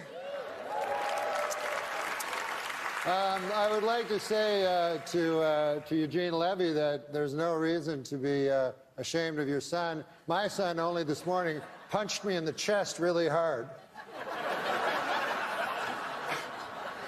Listen, I have some good news. I just found out that all of you here tonight will be getting a swag bag. Yeah. Just like the Oscars. I haven't seen one yet, but why don't we take a look and see what you're getting? I'm going to call Megan, our golden girl, out. Megan, our golden girl? Hi, Megan. Come on out here. Ah, you brought the swag bag. Yes, can you hold it open? And then I'll take things out of the swag bag. What do we have here? A loose pancake.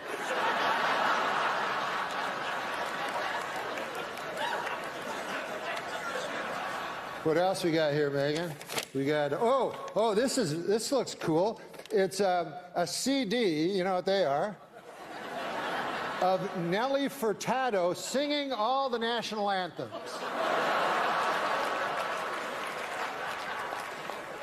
Torn from today's headlines. See what else we have. Well, we have this. Ah, yes, this.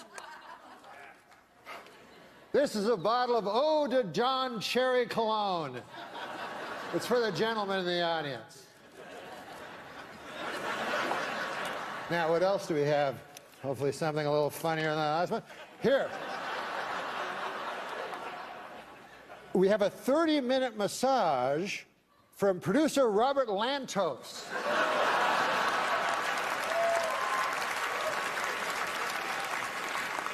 Don't try to go for 50. You only can hit 30. And then what else do we have here? Oh, a curling stone. You know what these are made of? I always took them for granite.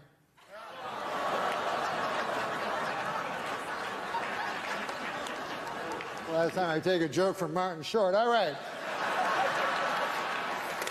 Megan, just do some house cleaning here.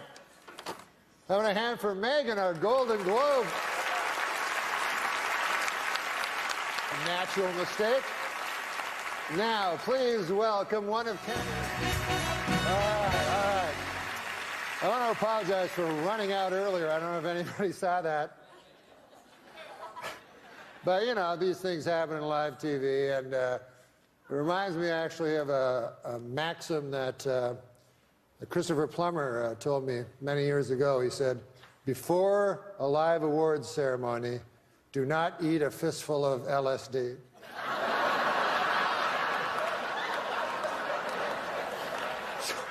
Take that with you.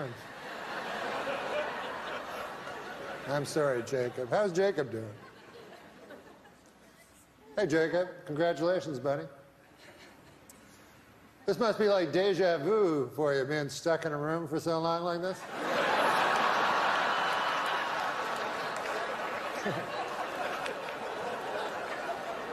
All right, folks, please welcome. All right. Listen, guys. For some reason, I've been told to stretch.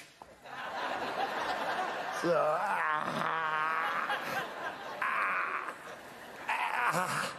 oh, I've never tried that before. The show's over, folks. Good night. But for the first candies, respect, peace.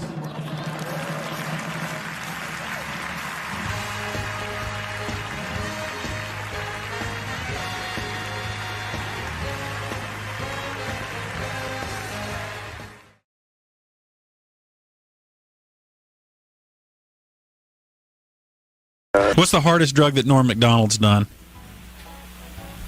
I guess love.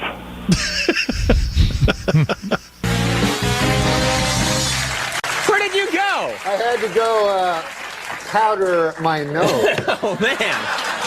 I've never seen a guest do that before. I had to go. You ran away during the commercial break. I ran away, I freshened up, I powdered my nose. Freshened up? And then I took a piss in the sink. All right.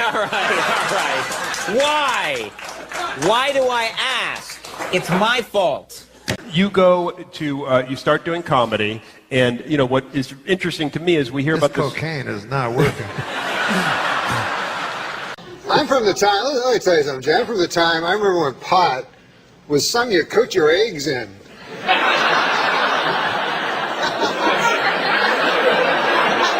Yes. I remember when hash was something you were made out of corned beef. Yeah, exactly. I remember when acid was something you threw in a guy's face when he made a pass at your wife. Right. Exactly. Where are those days? Yeah. I remember.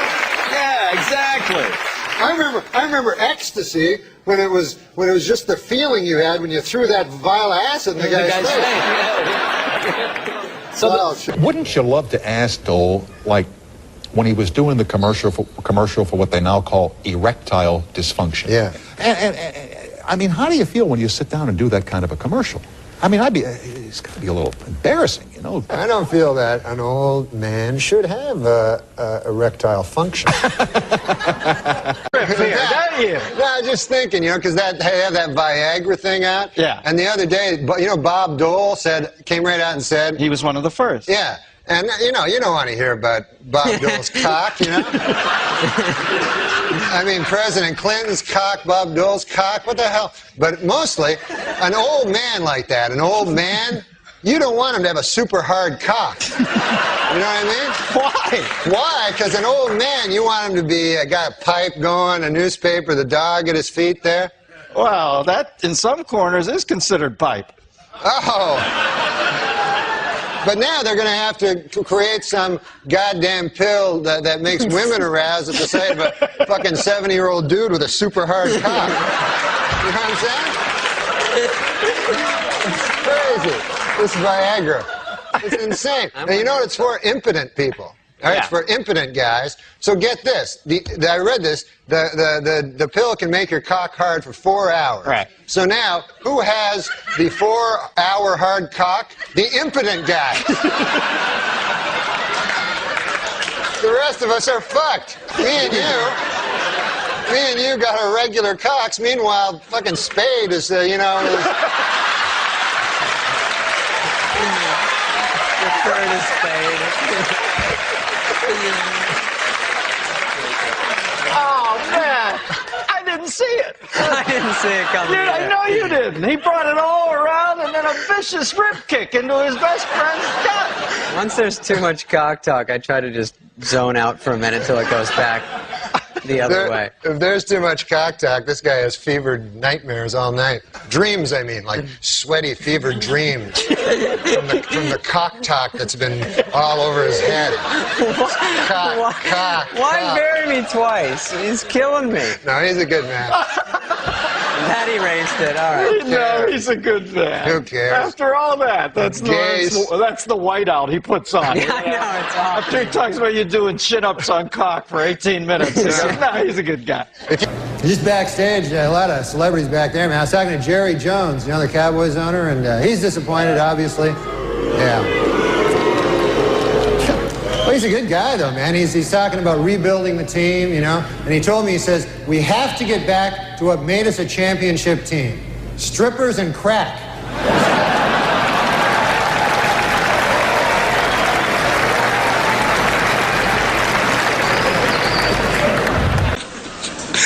And, of course, it was very inspiring to see President Clinton up here on crutches making a speech. I mean, I thought that was just amazing, you know. I mean, it's been difficult for the president. You know, he can't jog now, and he needs help getting around, and he's still, you know, occasionally suffers great pain, you know. On the upside, you got your medical marijuana, so that's, you know.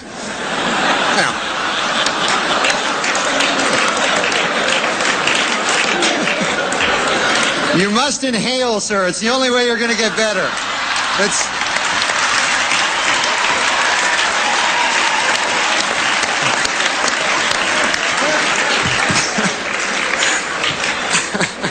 The show has loosened up considerably. I noticed I was watching Oprah and Dave talking about weed and booze.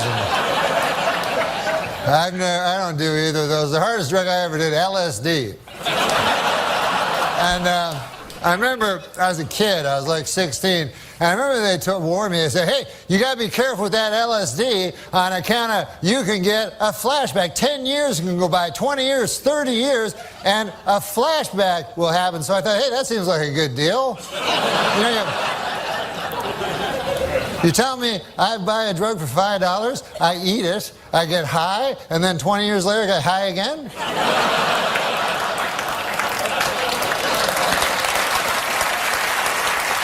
That's not the point. I like to stretch my drug dollar. The point is this.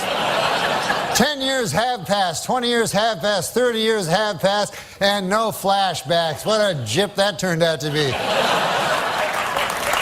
Just more horse by the big acid companies, that's all it is.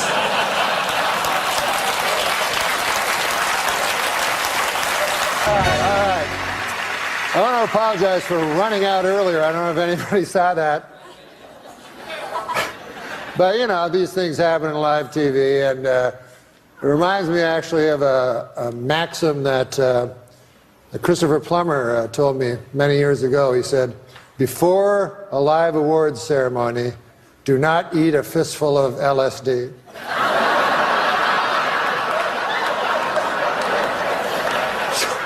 Take that with you. Now, Norm, I remember years ago you told me that you were there for the birth of your son, and I always remember this. And you said that was the most exciting thing you had ever participated in. Do you remember that? Yes. Yes. And then what happened? I took crystal meth.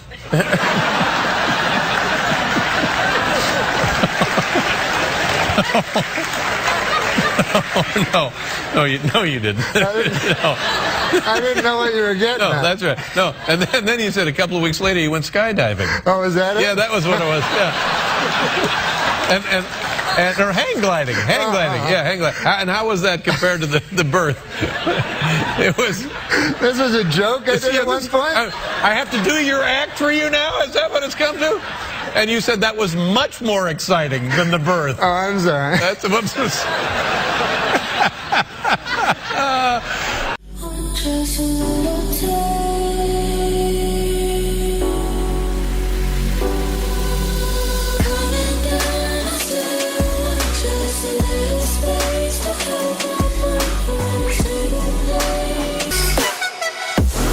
I assume anyone smiling is on meth. Veterinarians in Colorado have reported that marijuana use is on the rise amongst dogs. They say you'll know if your dog is too high if it starts making a really tall sandwich. They like sweets better when they're high. Yes, I don't know. In England, a woman was arrested for throwing a birthday party for her 16-year-old son that included marijuana, alcohol, and strippers. Now she's got even bigger problems. What to do for his 17th birthday. Whatever. The street drug Special K has been found to be an excellent treatment for depression. This according to the New England Journal of Gary Busey. You know, dogs and humans love to run because it apparently gives them a natural high similar to that of marijuana, according to the University of Arizona. Wow. After running what are called cannabinoids, the chemical found in marijuana that gives you a feeling of euphoria, are higher in humans and dogs, and this encourages them to run again. To 7-Eleven for a Slurpee. A Papa John's delivery man has been arrested for allegedly selling more than $40,000 in cocaine hidden in pizza boxes. Jesus. To undercover police officers. This raises an important question. Where is all that pizza that was supposed to go in those boxes? Can I have them to eat? I'm a big fat guy. A Florida University student was caught streaking on campus and apparently told police he was on acid and asked them to cut his dick off. Boy, these kids today are crazy. In my day, we didn't need drugs. We would just cut our own dicks off. Yeah, you didn't need no fucking acid and shit. When did you gain the weight? Well, I fluctuated a lot throughout my life. But how did you gain it? Eating and not exercising. Would that be your natural weight, or do you have to fight that all the time? Well, yeah, I think I have to fight it to a degree. Yeah. And how did you lose the weight? Cocaine. Cocaine? Cocaine. Mostly, yeah, cocaine and other drugs, and very, very serious depression. That helps me a lot, Dr. Oz. Is that what I think it is? I don't know. Do you think it's cocaine? Yep. Well, you're partly right. It's cocaine, and there's also a lot of baby laxative. So you might. A couple minutes. Yeah. I'll be. Be careful, because it burns like hell when the. Yeah. Uh-huh. Well,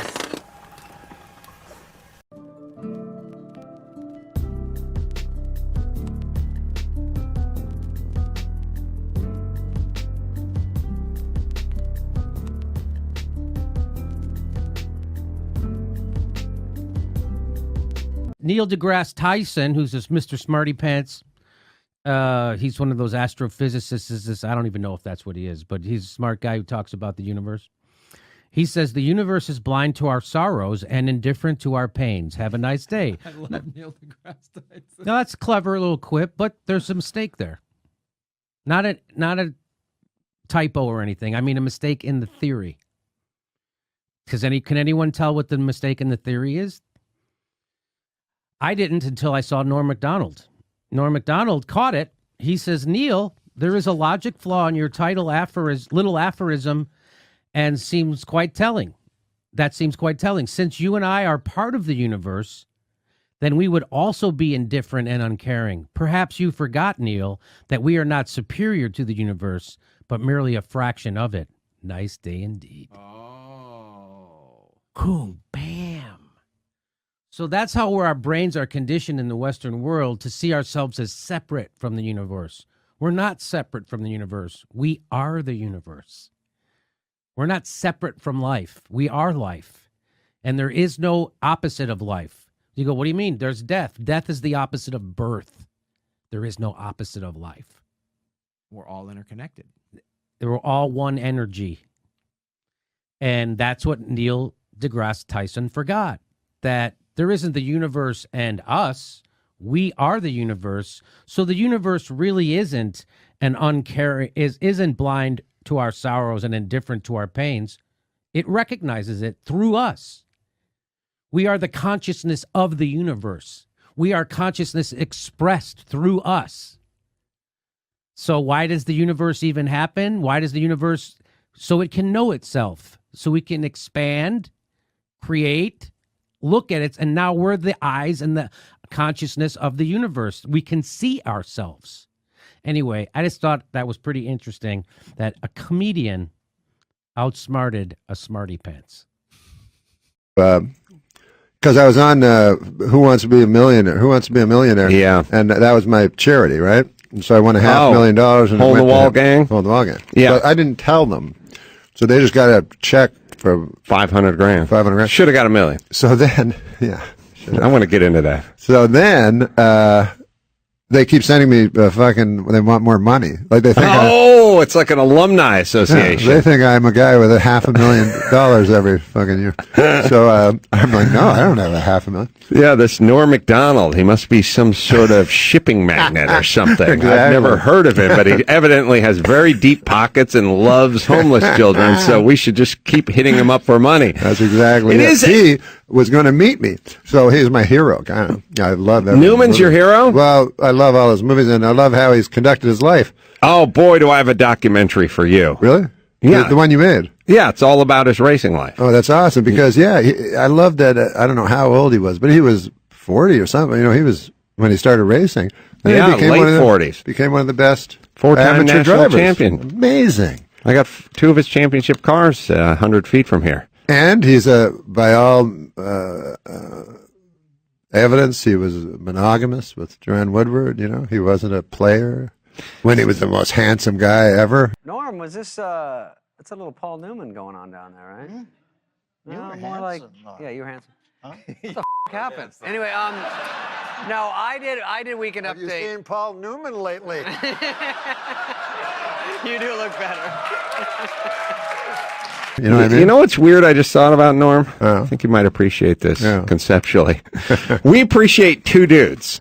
We appreciate the guy who's been faithful to his wife for 47 years and never looked the other way with all the trappings of Hollywood. Yeah. And we then thus also worship at the altar of the guy who fucked everything that wasn't nailed down. Like, boy, that guy was serious cocksman. I mean, boy, he fucked everyone. We don't, but when someone goes, he fucked like 8 chicks over the course of 40 years, we go, I don't know about him. Well, you know, it's like if a guy, it's feast or famine in the fucking department. It's like if a one guy, chick or 180. If a guy gets divorced twice, he's kind of a loser. But if he gets divorced 9 times, he's a character. Oh, you know? Ladies' man. Yeah, hide the daughters when he comes into town. I met Mickey Rooney. Mm-hmm. So, you know, he was the biggest star in the world, and he was married. Norm's eating, by the way, if anyone wants to know what's going on. So he was married to, I don't know, but it was like Ava Gardner, like 7 beautiful women, the biggest women, most beautiful women in Hollywood. So in his head, he still thought he could get these women, you know. Well, it works on chicks. It doesn't work on dudes. Oh, what I'm saying you mean is like B. Arthur or something. Yeah, like if I found out that Lorenzo Lamas Jr. was banging B. Arthur 10 years ago, I wouldn't go, well, fuck, give me a piece of that shit. I'd go, he's got a mental condition. But women, when they find out that Sophia Loren is sucking off this fat producer, then they go, oh, must be good enough for me. You see how it works? Did Sophia Loren suck off a fat producer? Oh, yeah. Is that true? How do you think we know her name? My Lord God. I don't know for sure. But you're allowed on this show to just slander we can say everybody. what we want. Well, no, I'm not. Look, she's a dear friend. Sophie's a dear friend. God. No, I don't know her background. All I can say for sure is this, that it works this way with women. If there's one dude who beds a Kardashian and a Paris Hilton, he'll then get to, and a Lindsay Lohan, he'll get to mow through other Hollywood hot chicks. Like David Spade is that guy. Yeah, David Spade is that guy. And I would say he's more, because Warren Beatty was always the gold standard, but Spade doesn't have the looks of Warren Beatty. He's the aw shucks rapist. Rapist? Well, I don't know why you brought up rapist. My Lord. No, what I'm saying is Spade has quietly mowed through the entire bevy of blondes in this town, but he does it in a sort of unassuming way. Yeah, Spade is an interesting character because he's outside of Hollywood. He makes fun of it, and yet he's deeply inside of Hollywood. Balls deep, a lot. Yeah, many would argue. No, but he'll be on red carpets, and I went out with him one time. He's like, "Let's go to a bar." We go to a fucking bar, and then people let us in, which is horrible. Like past everybody. Right. You go, let those guys in. Yeah, there goes Spade and his bodyguards. His haggard bodyguard. He's haggard is right. So I've never seen a picture of George Harrison not haggard. He's somewhere, but he's be-haggard. He's like beleaguered and haggard. Like he's haggard with a beleagured Be-haggard? Yeah. How about the fact that George Harrison, hold on, we got to get back to this. Yeah. How about the fact that he just got done beating cancer and a mad person broke into his estate and stabbed him repeatedly? I forgot about that. Jesus Christ, that's bad luck. Did anyone think that maybe hanging with the Dalai Lama isn't what it's cracked up to be, like in terms of karma? How do you get into those? Like, remember that guy was going to jump over and to rape Steven Spielberg, and right? Duct tape his mouth. I don't know why you're so fixated on rape. But continue. That's what I'm saying. I'm just playing up here, baby. It seems easier. It's that kind of thing where it's like, what happened? Well, George Clooney was in Toronto shooting for 3 weeks, and a woman moved into his house. It's like, it seems a little casual considering there's walls and security cameras and alarm systems. But Letterman would come home and there'd be a lady that thought he was his wife. Waiting in bed. And he only fucked her twice. Oh, my Lord. I have a stalker. Get this. My stalker. 60, you have a stalker? Yeah. Well, hold on a second. 68-year-old lady. All right, so you and David Spade are walking into a bar. Okay. Mm-hmm. Oh, I was saying that? Yeah. So we go into the bar. So it's packed with people, and I don't like a lot of people around. And then you get a little fucking plastic drink, and you drink it, and then Spade goes, "Let's get out of here." And I'm like, what? And I don't even want to be there. And, you're an inch from somebody's face. And so then we go to another bar. He does the exact same thing. Right. Let's get out of here. So he just goes places and exits. But I think there's a power. I think there's a certain power in leaving. Yeah, I guess there is. Yeah. But with women, he plays the long game. Like he's always texting them. He doesn't bed them the night he meets them. Mm-mm. Like a year later. Right. But he's got so many on his... He fucks them in the bathroom. Yeah, but not on a bed. Never on a bed. Wait, no. I hear what you're saying. I'm reading between the lines. I can't talk about Dave. Now it's going to sound like I'm saying that about David. No. What he does is he quietly... Like, here's what I'm saying. Yeah. Here's what I'm saying. If you had a list of the famous coxmen of the town with the Warren Beatty's of the world and the Wilt Chamberlains and stuff like that, somewhere in the 13th spot would be David Spade. Absolutely. And everyone would go, how do you get on this list? A cute little blonde guy? I'd put him way farther up than that. Way farther up. I'd put him maybe number 1. Well, that's what I'm saying. In terms of sheer numbers. Quietly goes about his business. Yes, he does. And until we start talking about it. I know, we shouldn't. But he's very self-deprecating about it. But he also, he knows everything that a young girl knows. Like that beautiful 20-year-old. He can talk to them about keeping up with the Kardashians and whatever the hell. Right. And then, if I...